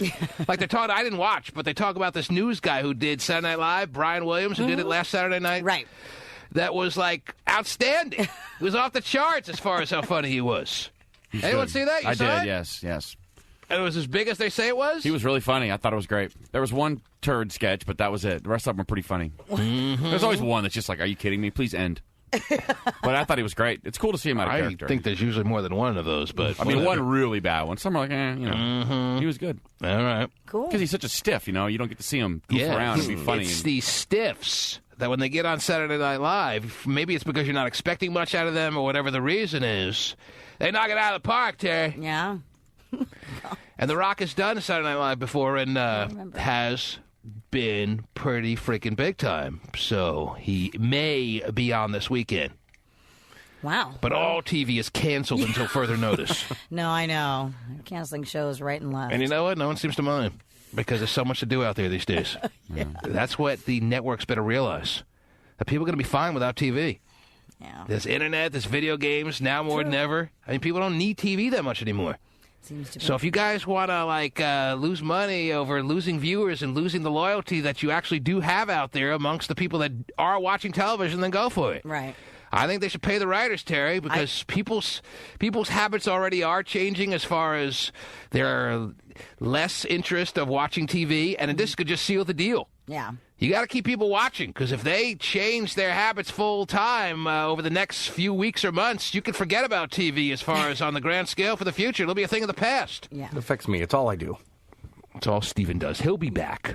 Steven will be back in full force no matter how long TV is off. Yeah. But a lot of people out there that are kind of, I watch TV, but I don't really get a big rush out of it. They'll just start playing video games full time. People already are. Right. Or they'll realize the value of some of the sites that I've thrown out there. Or they'll enjoy their families. Some of the websites. Ooh, no, that's not an option. Oh, yeah? Mm-hmm. Oh. You should pluck like 10 people off the street and have them write a couple episodes. That I would watch. Oh, that'd be interesting. Well, not really. Anyway, what else is going on in the world? What else is happening, please? I have a story about a mother who has been charged with assault of a 13-year-old boy after allegedly having put that on TV. After allegedly having an affair with him. And the kicker in this story is that he used to be her daughter's ex-boyfriend. So it's her daughter's ex-boyfriend. Mm-hmm. Why is that a kicker? That's happening all the time. Mothers stealing their daughters' boyfriends. Come on. Mothers steal their daughters' boyfriends at an amazing clip these days, Terry. First of all, she's 39, he's 13. At an amazing clip. That's closer in age than normal. What did I say? At an amazing clip these days, Terry. Yes, what did I say? That's what you said. Yeah. At an amazing clip these days, Terry. Uh-huh. Did I say it right? Yeah. At an amazing clip these days, Terry, they're stealing their daughters' boyfriends more than ever. Terrible.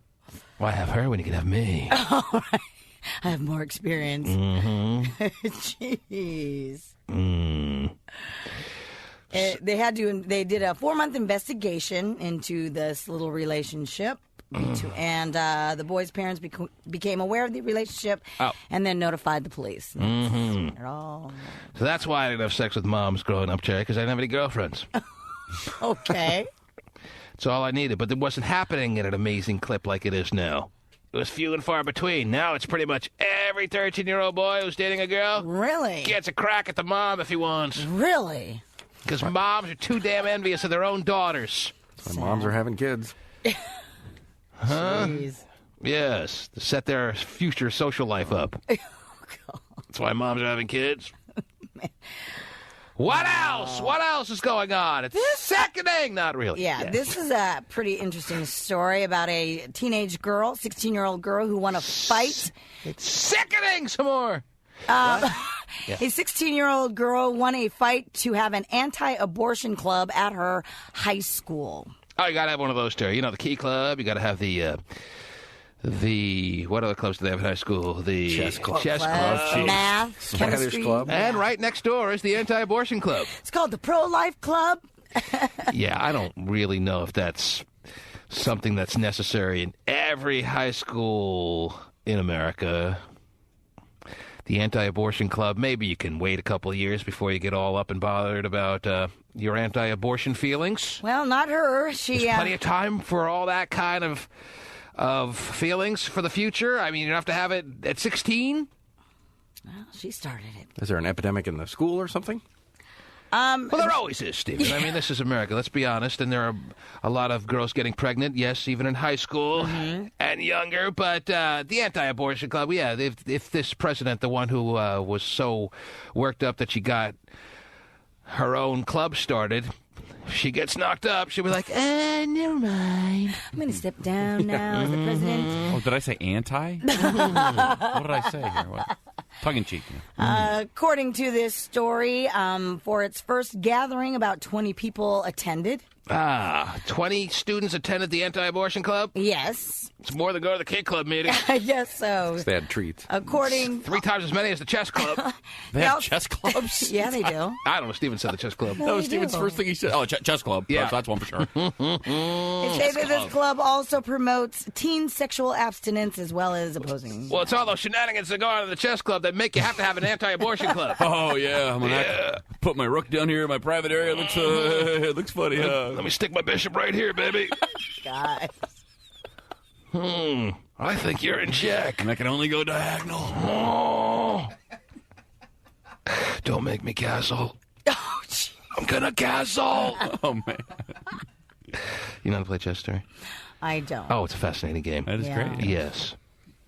It sounds really, really exciting. The way we play it. Oh, yeah. Absolutely. Jeez, teach me. Hurry, quick. What are you asking for now? I forgot. Okay. What are we talking about? The anti-abortion club, which is... Sure. Well, now, there were girls that got pregnant in my high school, Terry, but they all had the babies. Yep. And we were all told they all got mono. Yeah. I told you about that. Every girl that got pregnant in my high school, they were gone for about 5 months, and the word was she contracted mono. Right. And we were all like, whatever. Spread it to the whole school. And you'll see her next year, and everything will be fine. And she won't be in as good a shape as she was, but she'll do some aerobics. And stretch marks and saggy boobs give it away every time. Those 15-year-old frames tend to bounce back really quickly. Yeah, they do. After having a baby. But if we had an anti-abortion club, Terry, well, we didn't need one, as I said. There weren't really, I don't think any girls, unless, I guess you wouldn't know if they got the Right, because they send them away, yeah. You know about the girls that chose to have the baby because they got mono. Yeah, abortion you can hammer out in a weekend, man. No fuss, no muss, no one really needs to know except your closest friend who tells everybody. Seems like you guys should go join the club, maybe. Yeah. See what it's really all about. Now, do you feel that it's really necessary in a high school with 15, 16, 17-year-olds, sometimes even 14-year-olds, to be sitting around talking about their anti-abortion feelings at that age? Or do you think that's perfectly appropriate, Stephen, seeing that you're the ridiculous, overzealous conservative of the crew when I think we're all pretty much, Terry, you're pretty, I don't know what you are. And, yeah. Do I seem liberal or conservative to you, if you had to guess? Stephen, what are your thoughts on this? Is it a little too early to be sitting around and talking about abortion issues at age 15 or what? I think it's a tough topic to discuss, but I think that she may have started the club because maybe there was people that were doing it at the school or something like that. So. Of course. Even if that's the case, and I'll give you that. Granted, fine. And in pretty much every high school in America, there's at least a handful of abortions, I'm sure. They have 20 people going to the club. I mean, that's, If you had a neo-Nazi rally in the club, if you had a club for that, you'd have 15, 20 people going. So what does that mean? I think neo-Nazi rally is a little different than this. I mean, I think we would all agree that less abortions would be a good thing. Just because 20 people showed up doesn't mean it's appropriate. 20 people would show up for any club that you started is my point. Okay, so that the was question a bad still point is. that I made there. Especially with treats. The question still is. I don't care what it is. I'm there. Is it appropriate for a high school, and this is the first one known to mankind, female kind, or else I don't think it would be pretty much making news. Right. It's newsworthy because it's more or less, I would imagine, the first of its kind, an anti-abortion club in a high school in our country. What city is it in, Terry? It is... Oh, geez, I hate to ask questions. Well, no, I got it from the Washington Post, so it's all right, somewhere near Washington. Yeah, okay. D.C. area. Or somewhere in the country. Mm-hmm. Virginia suburb. All right, in a Virginia suburb. Mm-hmm. That sounds like it makes sense. In the Commonwealth. I don't have a problem with it. Oh. All right. So you're saying it's appropriate. That was the question. Is it appropriate or not? It's appropriate, although there's a lot of clubs that the schools probably shouldn't sanction. This don't might qualify. end Is up. it appropriate or not? This might end up on that list, but sure, why not? I mean, if everybody. So you're saying yes, it is absolutely appropriate to have an anti-abortion club in a high school. Yes. Wow. You don't want your 14-year-old daughter coming home and asking what an abortion is, do you? I would rather she know that it's not what she should be doing, yes, than thinking that it's a choice of birth control, which a lot of girls think of. Do they have the purity ball break out at the end of the abortion meeting or what, Terry? I don't know. At the anti-abortion meeting or what? This Saturday is our annual purity ball. All right. So get your daddies ready. Get them on the treadmill. On the treadmill. What? Get them in tip-top shape for this Saturday. Right. Yeah. Dad has perfect pics. He's got to look like a handsome date for you, ladies. I just wish it took one time on the treadmill to look good. Isn't that your thinking, though, when you get started? Yes. I do this once. I'm already looking better. Okay, I'm cool. There's lots of naked guys in the locker room that think so. Got a long way to go, Chief.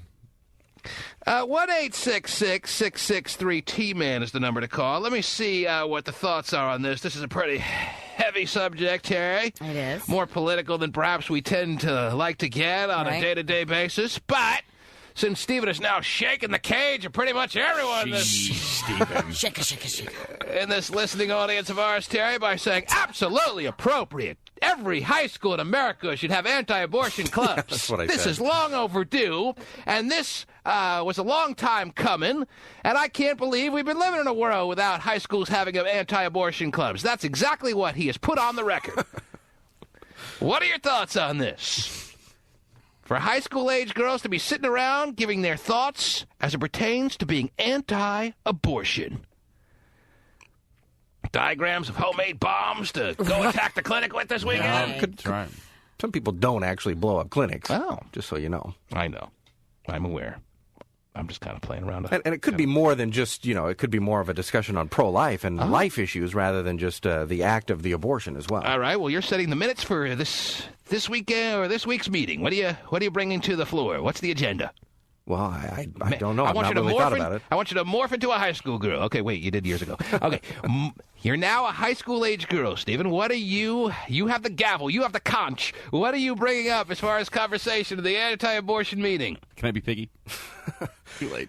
I think it could be that, you just discuss life issues on... All right, bring up a life issue. You're saying what?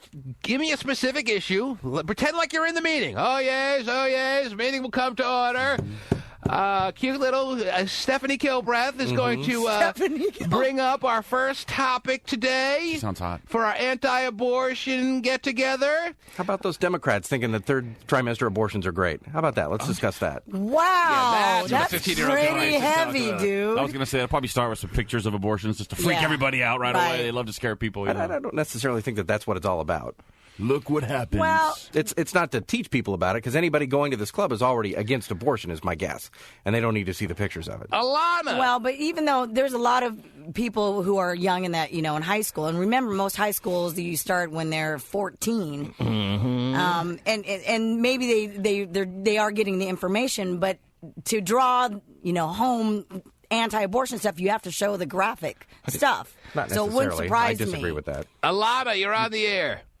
Hi, man. I just want to say hi first. Okay, my thoughts on it is if a high school girl can go to school and say, to be against abortion and against or be pro-life or whatever, that's taking away women's rights. And, if you're 16 and you don't think that you should have abortion or you should have those rights, it's like taking away from every other woman. You understand what I'm saying? Mm-hmm. Because the Supreme Court still has on record that it is absolutely a woman's choice to get an abortion, then this is going against what is pretty much the law of our land right now. Is that more or less your take on this? That it is somewhat anti-American, Terry, to be going against what are you laughing at, Stephen? Anti-American. Well, the Supreme Court still, as we speak, on record, has it in place that it is a woman's right to get an abortion. You can be pro-life and not think that and not want the thing overturned, the Roe v. Wade thing. I'm just trying to figure out what Alana's thoughts are so that everyone can understand that. But it's kind of like a double negative, because if you are saying that, you're pro-life, but then you are like, well, I don't really want women's rights away. Well, either way, abortion is a woman's choice. It's a woman's body, and whether or not she was irresponsible and wearing a condom or whatnot, it's still her choice. It's still her choice to kill the baby or to have a abortion, whatever. Kill the baby. You're the next speaker? Yeah, you put it that way. That's great.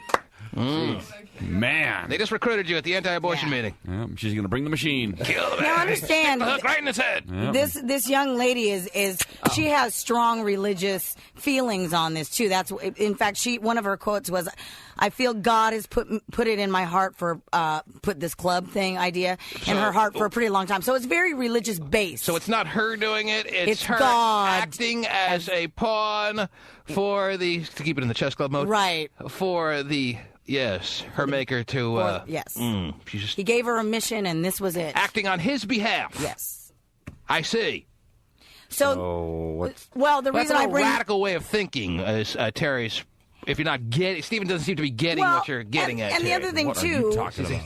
I think most discussions about this do come to the religious thing. I mean, anybody who's pro-life is a religious wacko in everybody's minds, and I don't understand why that is. It's a greater force. She's being led by... She's not even doing this voluntarily. She's being led to do this by a higher power, is what she's getting at. Like, as if she has no choice, is what she's saying, speaking of choice or non-choice. Right. I mean, I'll be led to the Chinese buffet today by a higher power. I have no choice. Right. He has no way to restrain himself. This is an act of yes. God grant me the serenity to eat Kung Pao chicken. Now, that's a club I'd join. You joined that many, many decades ago. Hey, what the good Lord will, and the pot stickers will be ready soon. They've been surviving on your dues for a long time, Stephen. That's right. All right. Theo, you're on the air. Hello. Hello? Yes, Theo. Okay, I have 2 points about this. All right. Number one, we're teaching our daughters at a young age to be parents by giving them dolls, helping them change them, feed them, clothe them. So we're teaching them to be parents at a young age. So I think that young girls who are getting pregnant, who are becoming parents so early, they've already learned that trait at an early age. Number two, in school, when you're in school and you're learning about abortion or pro-life or not pro-life, I think it's a discussion for at home. I think you should talk about issues, but I don't think it should be a class or a group. Oh, let's say this is a club that met after school, though. Is that? Well, and normally they don't teach pro-life at school, by the way. But it's still at a school function. Mm-hmm. Right, it's on school grounds. So you got a problem with it? You don't want any pro-life clubs popping up at any schools near you is basically what you're getting at, Theo? You don't think it's appropriate? I don't think I have a daughter that's 7 months. I don't want her to go to a pro-life or a not pro-life class after school on school grounds. No. Only because there would never be a pro-abortion class. Well, your daughter would never Right, go. that is true. If your daughter is like you, she would never go to the club. But just knowing there's a club in her school is too much for you. You don't want her to go to any school that has any club, even if she's not even coming close to the meetings. Just being on the school grounds, you don't want your daughter being in any school involved in that. Right. Mm-hmm. But some club is going to offend everybody. I mean, even the chess club. I don't think the chess club offends anyone. Well, I mean, it should. I mean, I'm a checker guy. There's going to be a pro-life. I love Parcheesi. There's going to be a pro-life club. There should be a pro-abortion club, too. You got to be fair. Yeah, us checker players have been argument. discriminated against for too long now. I'm not going to take Why it is that anymore. a bad argument, Stephen? Well, if you have, pro-Islam clubs, you can't have anti-Islam But see, here's clubs. the other thing, too, is that I'm glad you bring up like religion and stuff, because for so long we have parents fighting to have the word God taken out of the Pledge of Allegiance and things like that. And here, and this society is so sensitive about religion and where it fits in with schools or things like that. Right.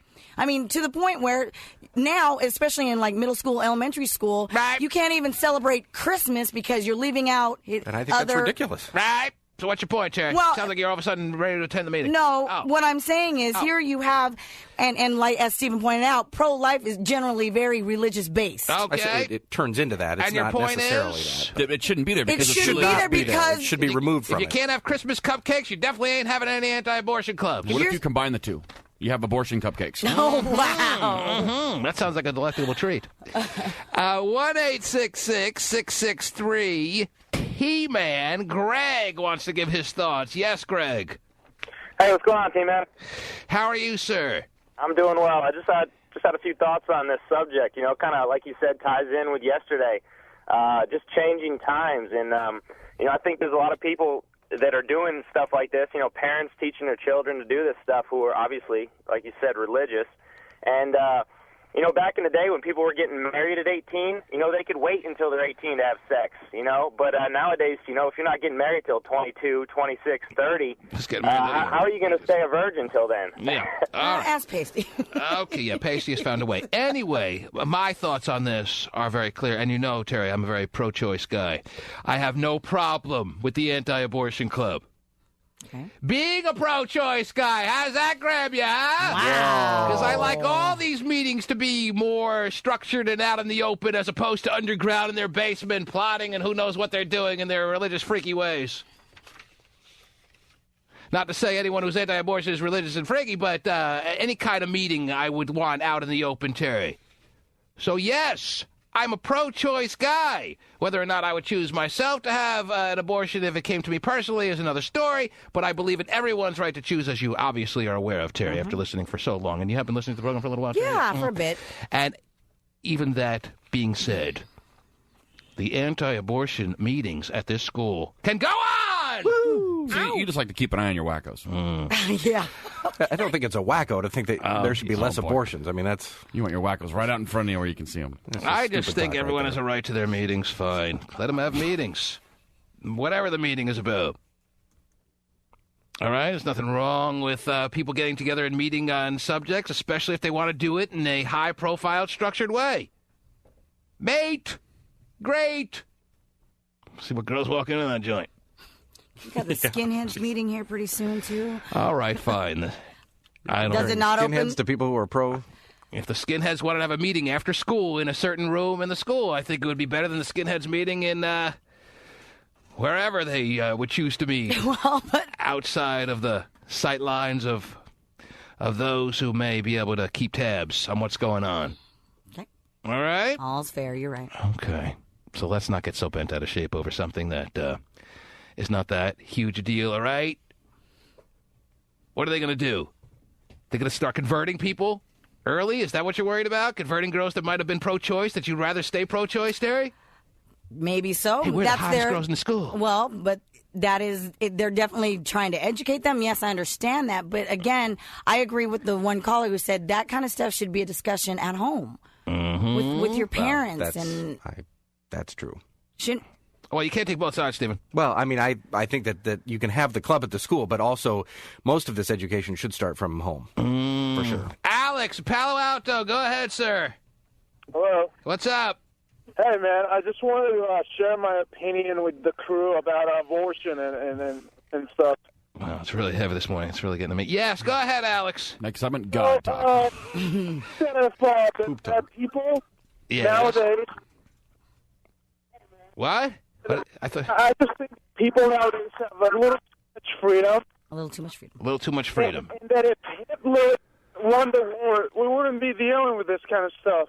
Uh-huh. So this club shouldn't have a right to meet because it's only due to the fact that we are oversensitive to people's right to do this, that, and the other thing. We should crack down on more issues such as this and say, hey, we draw the line. No abortion club. You ain't having it. It's wrong, and everyone knows it, so why shouldn't we draw the line? You can't have your meetings in our school. There's just too much liberty in society nowadays. That's the problem. That's the bottom problem. This is just one of those aspects of life. Okay, I can't understand what the hell you're saying, Terry. But with the religious overtones, it is kind of a separation of church and state situation where they should be looked at. If that's the message, then it shouldn't be going on at school. And yet it's happening. Stephanie Hoffmeyer. Look at her MySpace. Oh, jeez, Steven. Yeah, what do they do at the meetings? I'm dying to know. She says with prayer, persistence, and a lawsuit against the Stafford County School District, she was able to succeed in starting a anti-abortion club, a pro-life club at her public high school. Public! Yes. And some people are very outraged by this news. I say everyone just lighten up. It's really not that big a deal. All right. Just like everything. We agree. Pretty crazy. Yes, but we agree for different reasons. That's true. We do. Yes. I want to keep tabs on your wackiness. Yeah, good to point that out. Jade thinks it's a good idea to have this club in the school. Yes, Jade. Hey, T-Man. How are you, baby? I'm doing good. How are you? Good. What's up? I think this is a great idea that girl is getting a pro-life club. And why are you saying that? Because, people don't understand how bad abortion... Uh-oh. She got cut off, Terry. Wow. Maybe you want to read into the fact she got cut off as she was saying what it seemed like she was about to say, or maybe it was just a mere coincidence due to the fragility, the fragile nature of all the phone company connections these days.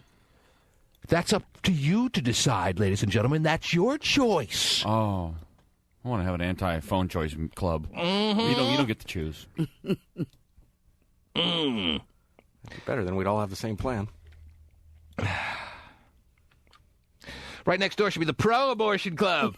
That's what I'm saying. You got to have one. If you have as one, many you as have the possible. Other. Right. You haven't had an abortion yet? What are you, a freak? We actually do them right here for after school. Join the club! They probably already do. Whoa, Steven. You know what? You don't need to get this worked up that you start saying things that you know don't sound smart. Well, like having a pro-abortion club sounds smart?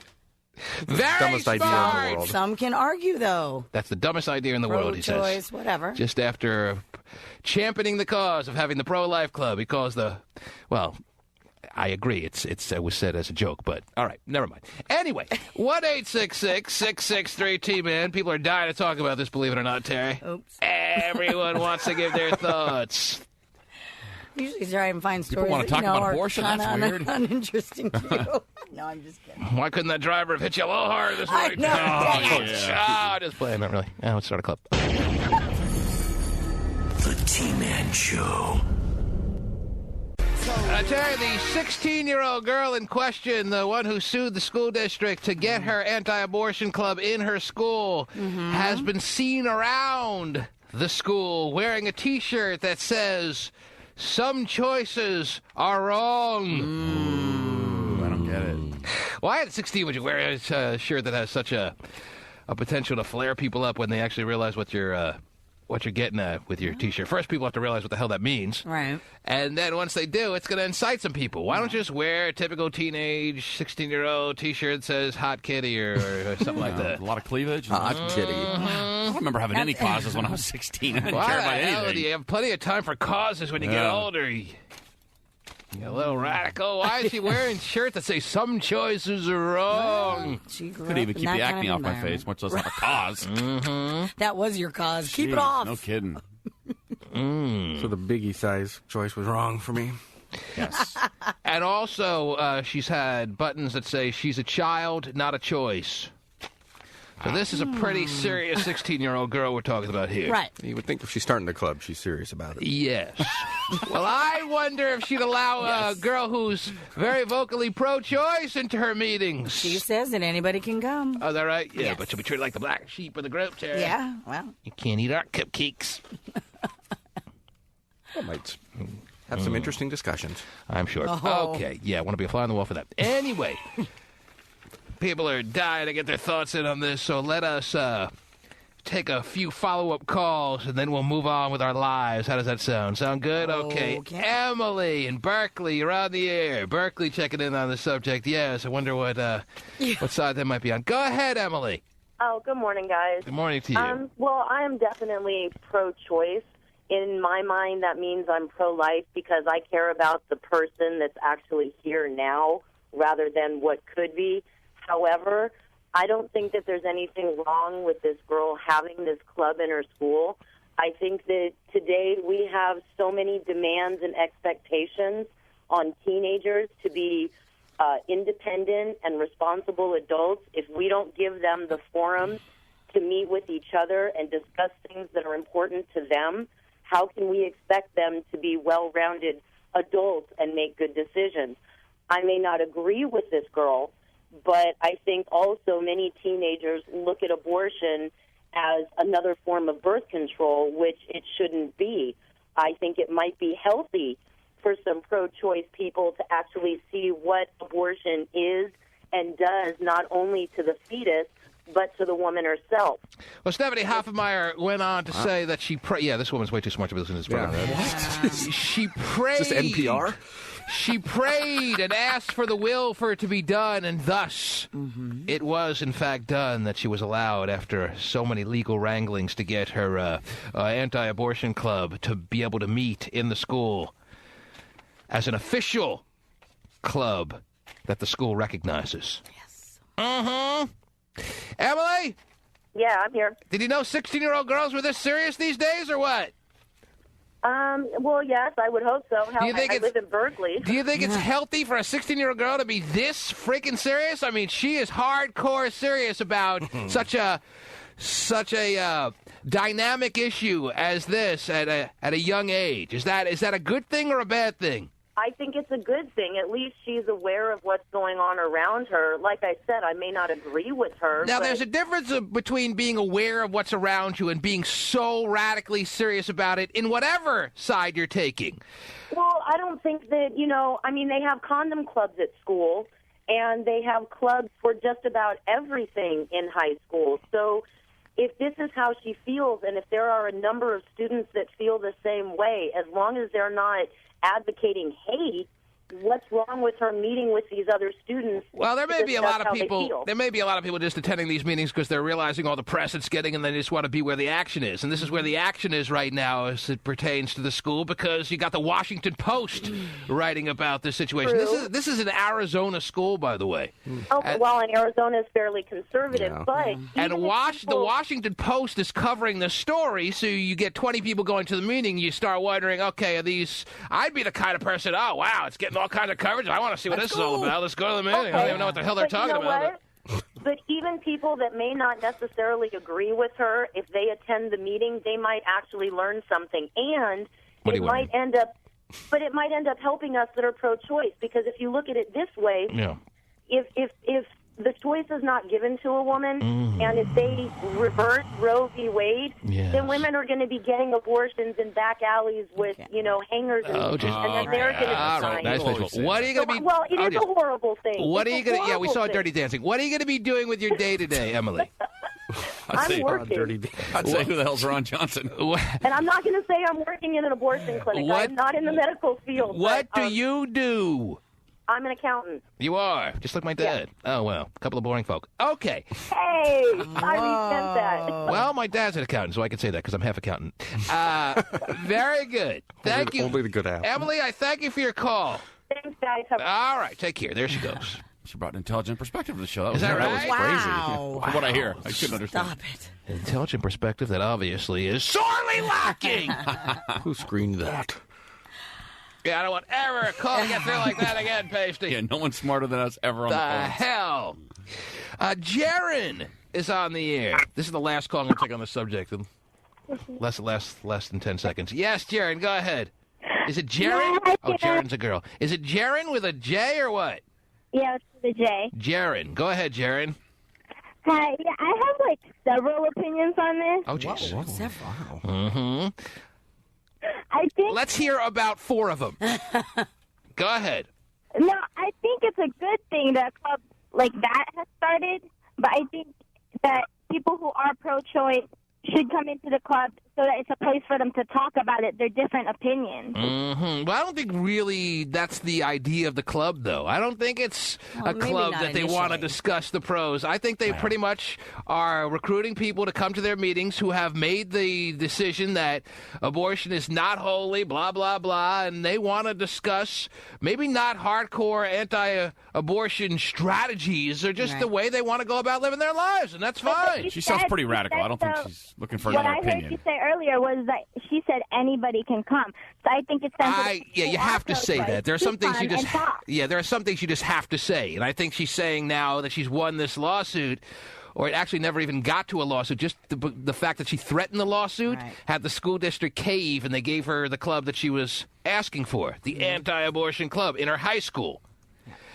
And even though she's saying the right things, it's open to everybody. Trust me. Right. They're not going to tolerate some girl going, pro-choice is absolutely the right way, blah, blah, blah. Yeah, they'll give her all 10 seconds before they give her the big old hook. Right. They say, yeah, you're right. Mm-hmm. She's like a Shiite pro-lifer. I mean, she's pretty serious. Mm-hmm. I don't know what that means, but She's radical. 1-866-663-T-Man. Okay, we're going to move on from this subject now, for those who didn't make it on the air. Let's do politics next segment. As it pertains to this issue. But don't worry, this will all get cleaned up once Hillary takes office. She ain't She ain't letting this go on. She's going to close it down. Anti-abortion club? Don't think so. Bill on that. The T-Man Show.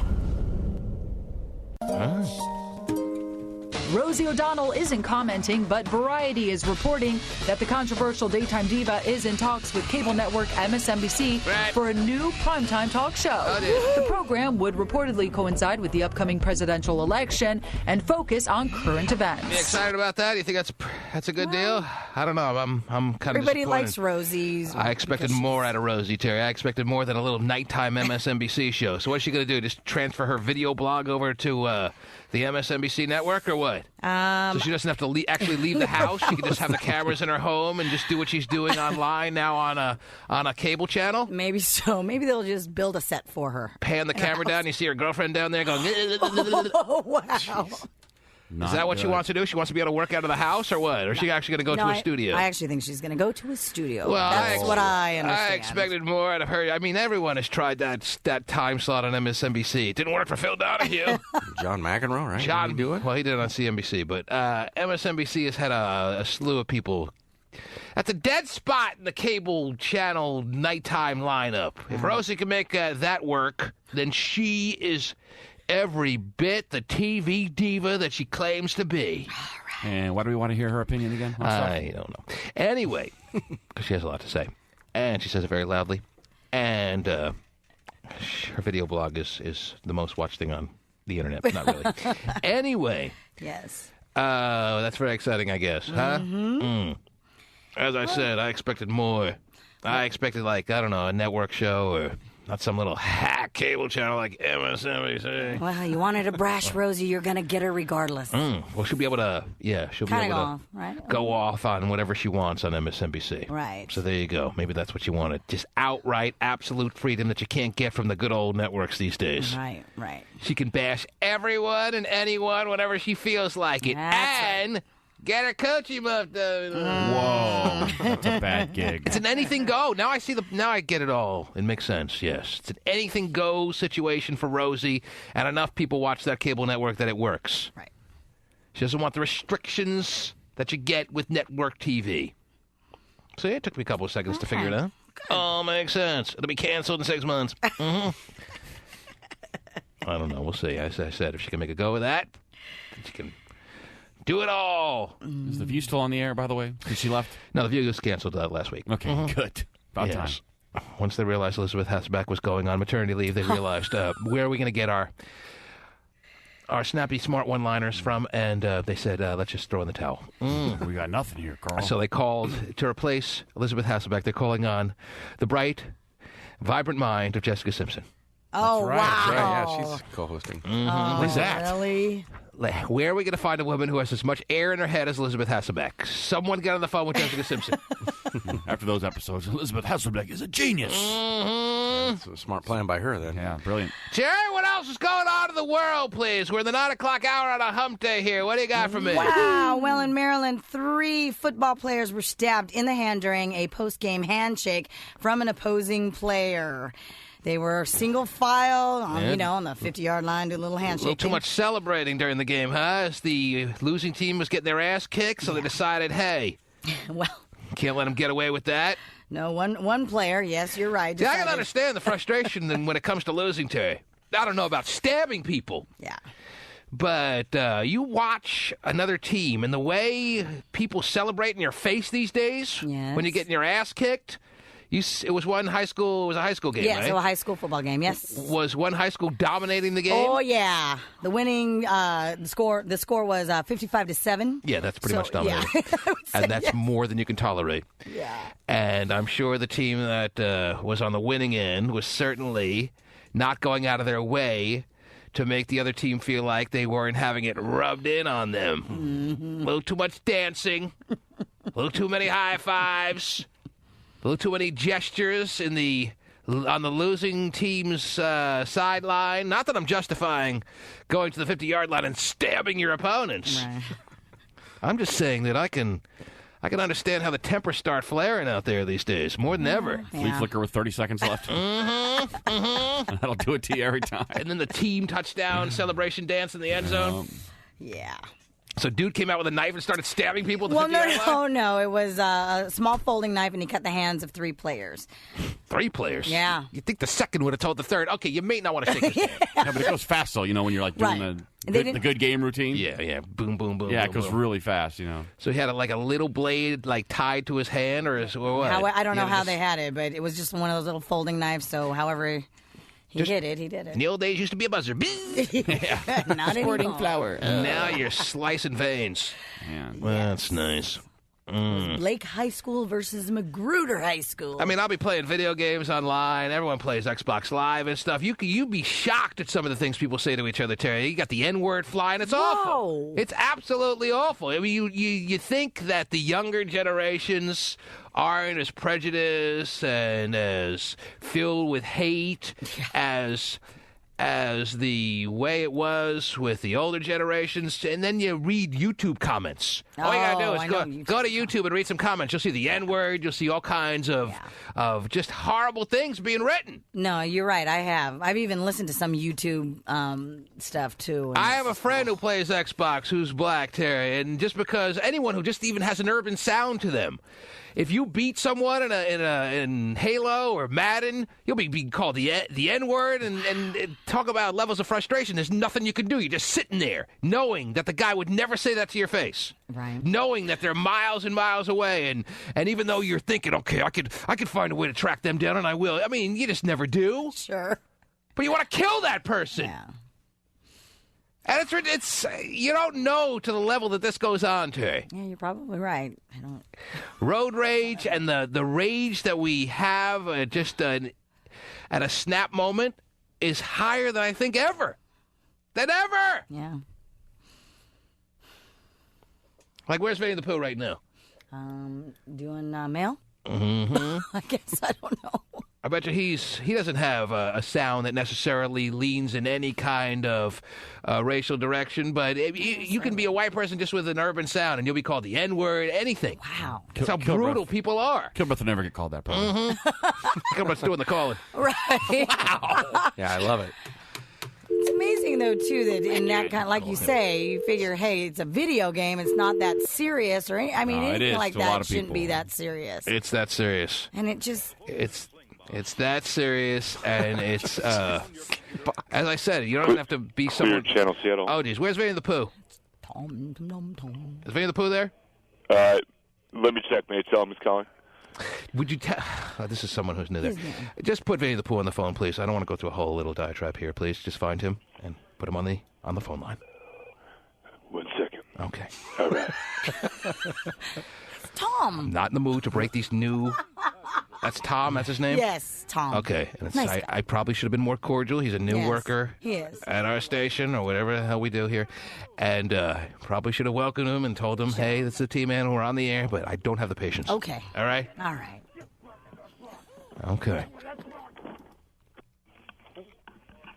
Hello? Hey, Vinnie. Whoa. Yeah, what's going on? You play Xbox Live, right? Of course. You ever been called the N-word where you're sitting there helpless to the people who are on the other end calling you that? Not me personally, but you know that goes on. Oh, yeah, I know a couple different accounts of real close people, like my close friends. So my brother has had it happen to him. One of my coworkers has had it happen to him. This is what's going on, Terry. Like it's the world we're living in. And I think I'd rather be stabbed. Yeah. Oh yeah, for sure. Because there's nothing more irritating than than have the frustration of knowing that someone's calling you something, no matter what you are. They'll find something to call you. And and what do you call them back? I mean, if you know it's a white person calling you the N-word, what do you say? Well, Banana Republic's going to close on your ass. What do you say? I don't know. I think all you can do is just really beat them at the game, whatever game you're playing, and then just leave it at that. I don't know. No, that doesn't. No, it doesn't make anything better, and it doesn't make you feel better. But what are you going to do? You can't stop playing Xbox Live, Terry, that's for sure. Well, I guess you can find out where they're track their gamer and I know, down. and that is always the feeling. Like I've been called stuff when I usually believe me, I'll throw some negative things at people, but I won't hit them with stuff that obviously is inflammatory as that. But I will trash talk. Don't get me wrong. Oh yeah, okay? That didn't surprise me at all. And when I'm trash talked with, there's that moment where I think I'm going to find out what this Effer is, and I will take him down. Exactly, but then 5 minutes later you lose your gusto on that too. Right, because you're more worried about winning the game. All right, it's a little irritating. All right, man. All right, cool. Just want to know if you know. Yeah, there you go. He's got things to do, obviously. Yeah, he's a busy man. So. Wow. Oh, I love trash talking, Terry. Don't get me wrong, and I don't like to be trash talked with. Right. Who does though? Especially when. It's like even when I'm losing something, when I'm losing a game, whatever game I'm playing. And I'm playing a lot of games online now, as much as I'm playing Xbox Live and stuff like that. I'm playing a lot of games online, and when someone is beating me, and then they're trash talking on top of that, I want to freaking kill them. How do you do that? I want to put my hands on their freaking throat and actually suck the life out of them, Terry. I swear to you. But you know when I'm just spitting now. Yeah, just talking because about it. you're getting all worked up. I'm getting mad. No one's even trash talking with me. You're frothing. You're okay. You're the man, all right? I'm not the man. Okay, jeez. My question to you though is when you play poker. What? When I play poker? Well, how do you do that? I mean, because I don't play poker online anymore, Terry, because it's illegal to play. No, I understand that, but I mean, at tournaments, do they in a lot of states, and no one has the ability to. That's the whole point. You don't do it in person because the people who do it online or on Xbox Live or leave comments on YouTube would never have the guts to say these things to someone's face. Right, you're probably right. Especially me. Whoa. Knowing that I'm a man with range. These people that do all the name-calling, Terry, would never have the guts to say the things that they're saying right to someone's face. That's the whole point of it. That's why you get so pissed off. That's why pissed off is even underscoring how angry you are when you're on the receiving end of that crap. Right. But it's just a game, I guess, to me. Because it's not just the words they're calling you. It's the fact that you know they would never say that to you if they were right in front of you. Right. I feel that way on the ESPN message boards. We all have our thing. But you do your share of trash talking on those I message do, boards. but that doesn't mean that I had to take it from some little small dickhead who I can kill. That doesn't mean I have to take it. Well, but that's what they're thinking about you, though. I know, but I'm bigger than them, so I can say they it. don't know that. Well, but that's the point. They should. And if they knew that, they wouldn't be saying the things they're saying. That's the point. There should be a way to retaliate. There should be a way to reach out across Xbox Live and grab the person. And slap them. Or there should be... You can sign in, but your home address will come up, so take a pic. Oh, wow. Nobody would ever play. Yeah. All your personal information comes up. Who's this? Keena or Queena? What's your name? Hello? Yeah, who's this? Oh, this is Queena. Queena. What's up, Queena? Yeah. You guys kind of called me on the time when I was kind of arguing with my mom. I have a comment to make on the Xbox Yes. thing with the trash talking. Mhm. And mine kind of goes a little bit deeper than the Xbox. Mine kind of goes further onto when you're, like, online and stuff. Like, Yes. chat groups are playing actually online. That's what I've been doing a lot of lately, and I've been caught a lot of things. All right? And I've been trash talked with, and I want to kill people, I swear. For that particular moment. Now, the little man inside me, of course, would stop the progress of that. But that's the way I feel. Yes, go ahead. This is what we do. Like, okay, it's like a group of my friends. We go online and everything, and, you know, we have little friends and stuff, and we'll talk. But we're kind of probably known as, like, little computer nerds, little computer geeks. All right, get to the point. Yep. Instead of just sitting there, like, taking it, we'll actually, you know, post to other people and send pictures to guys, and those pictures we'll attach, like, viruses to them and shit like that. So All right, first of all, you can't say that word. You can't say the S word on the air. But you have the ability. You're such a computer nerd that you can send viruses to people. Yeah, that's well, I don't have that kind of ability. She's everyone who's like, well, how old are you, Queena? I'm 20. 20. Oh, you're older than I thought. Yeah. But people who are like 15, man, I can send viruses in a snap second. She's talking about PC games, though. You can't do it on Xbox. She's talking about online, people she's playing online with. On computer games. Yeah, on computer games you can do it. You can send people viruses. But even online, I don't have the ability I don't know how to send someone a virus. I don't think I want to be such a nerd that I know how to send someone a virus. But I don't even think that's going to even the score. I don't even think that'll make me feel good enough. It's not enough. I want to pound somebody.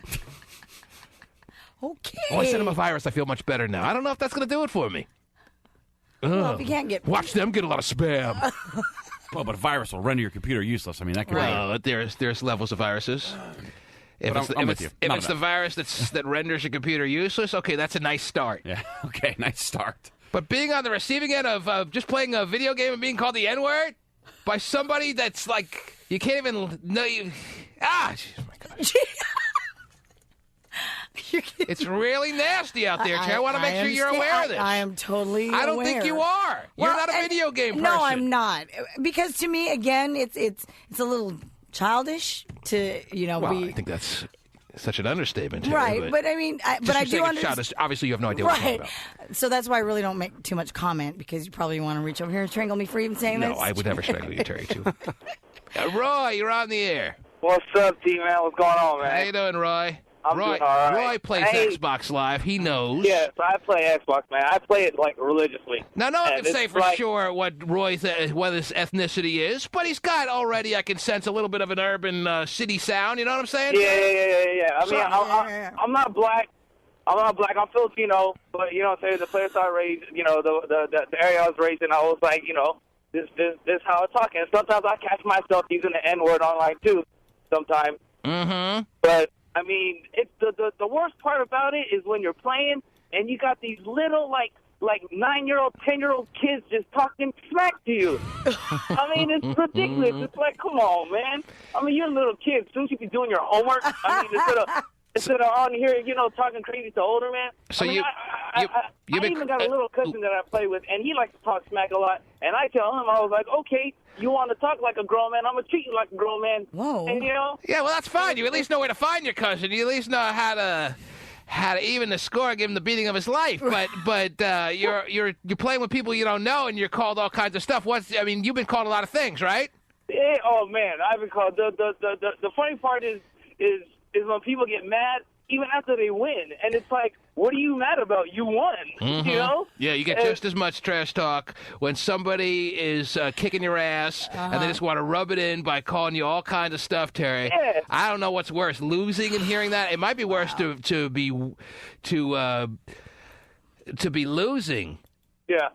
Well, I mean, don't get me wrong. I don't like losing either. You know what I'm saying? I hate losing. But, I mean, sometimes you just got to suck it up and, man, just say F it. Wow, what we're missing out on, Steven. I know. You're missing out. No, it's great. Don't get me wrong. Apparently Playing we are. online is the coolest thing ever. Yeah, I can't wait to go home and do this stuff. But I know. Yeah, but the anger, I don't understand I don't why get you the want to anger put yourself into the either. there into is that. such a level of rage out there that I want to make sure that you're aware of. No, I'm definitely aware of it. And it's not playful. No. Okay? If you think it's a little playful banter, you can forget it. Okay. It's the kind of rage that leads someone to feel they've been taunted enough that this guy actually had an opportunity to do something about it, so he put a switchblade or some kind of little knife in his hand so he could stab people on his way to the 50-yard line to handshake. congratulate them. Right.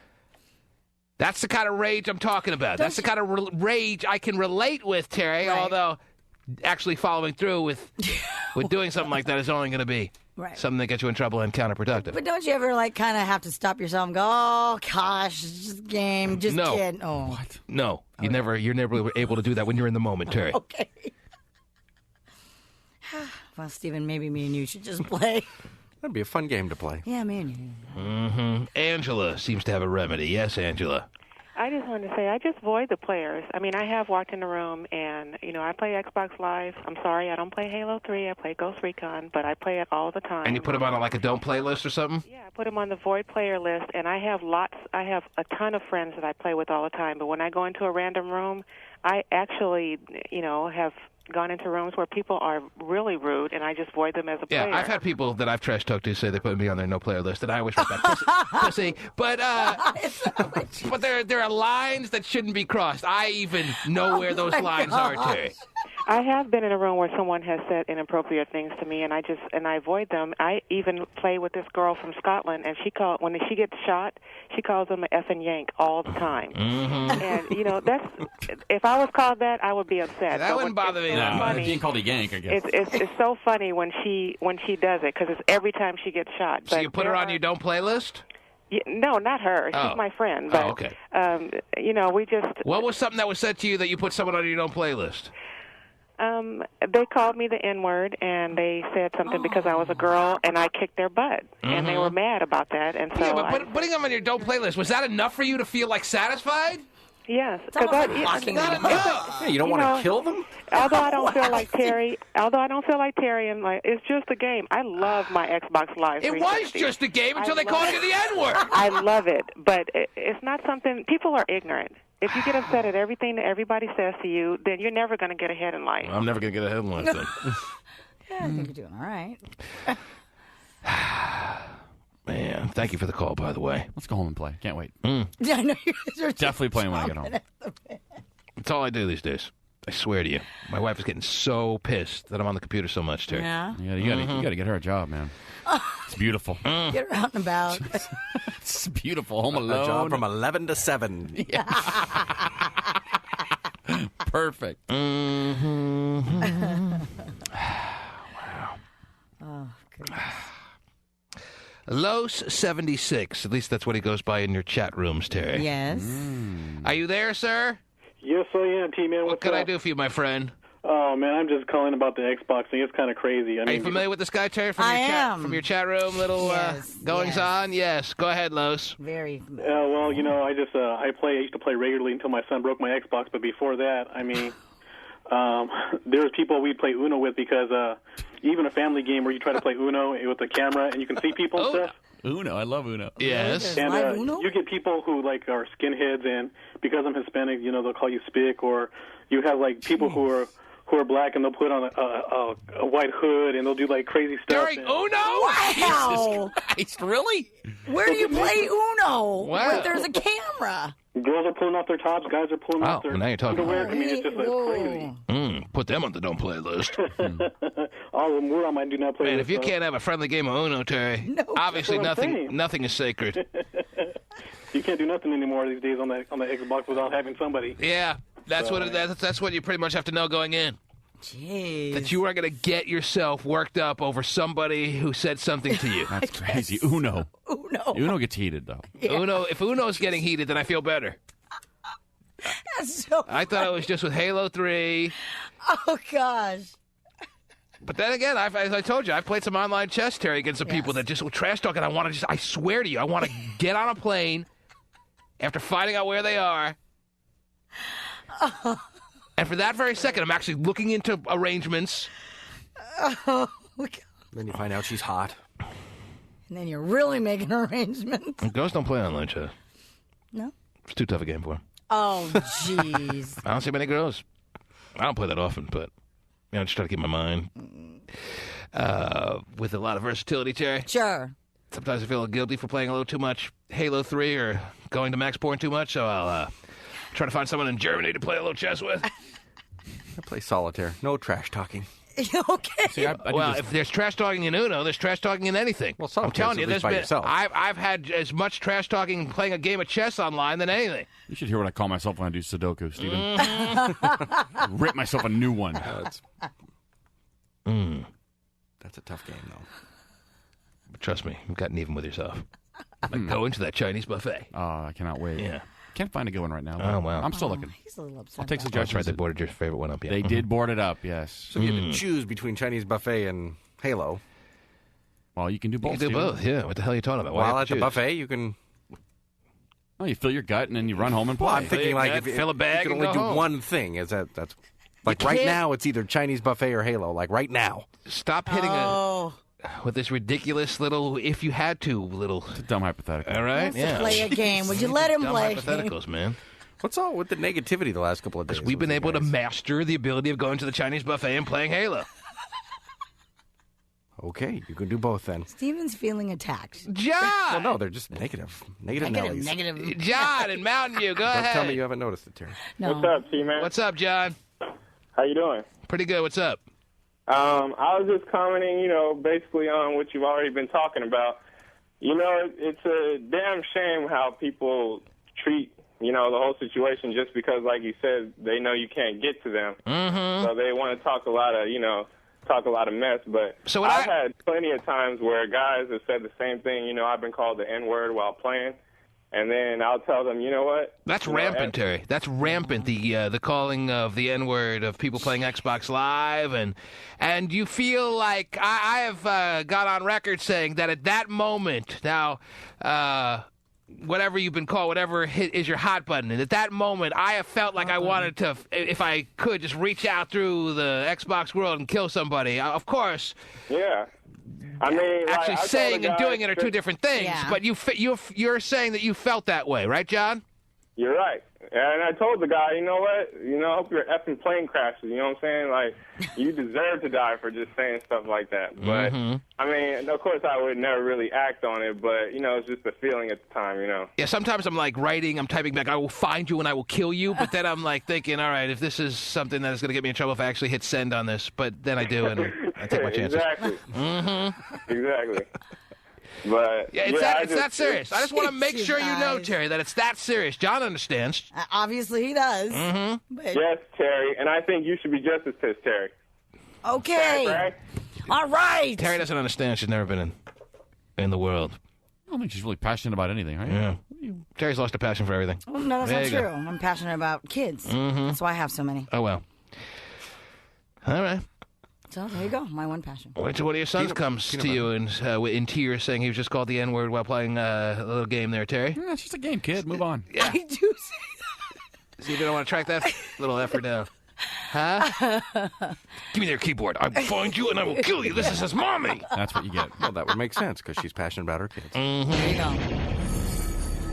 The T-Man Show.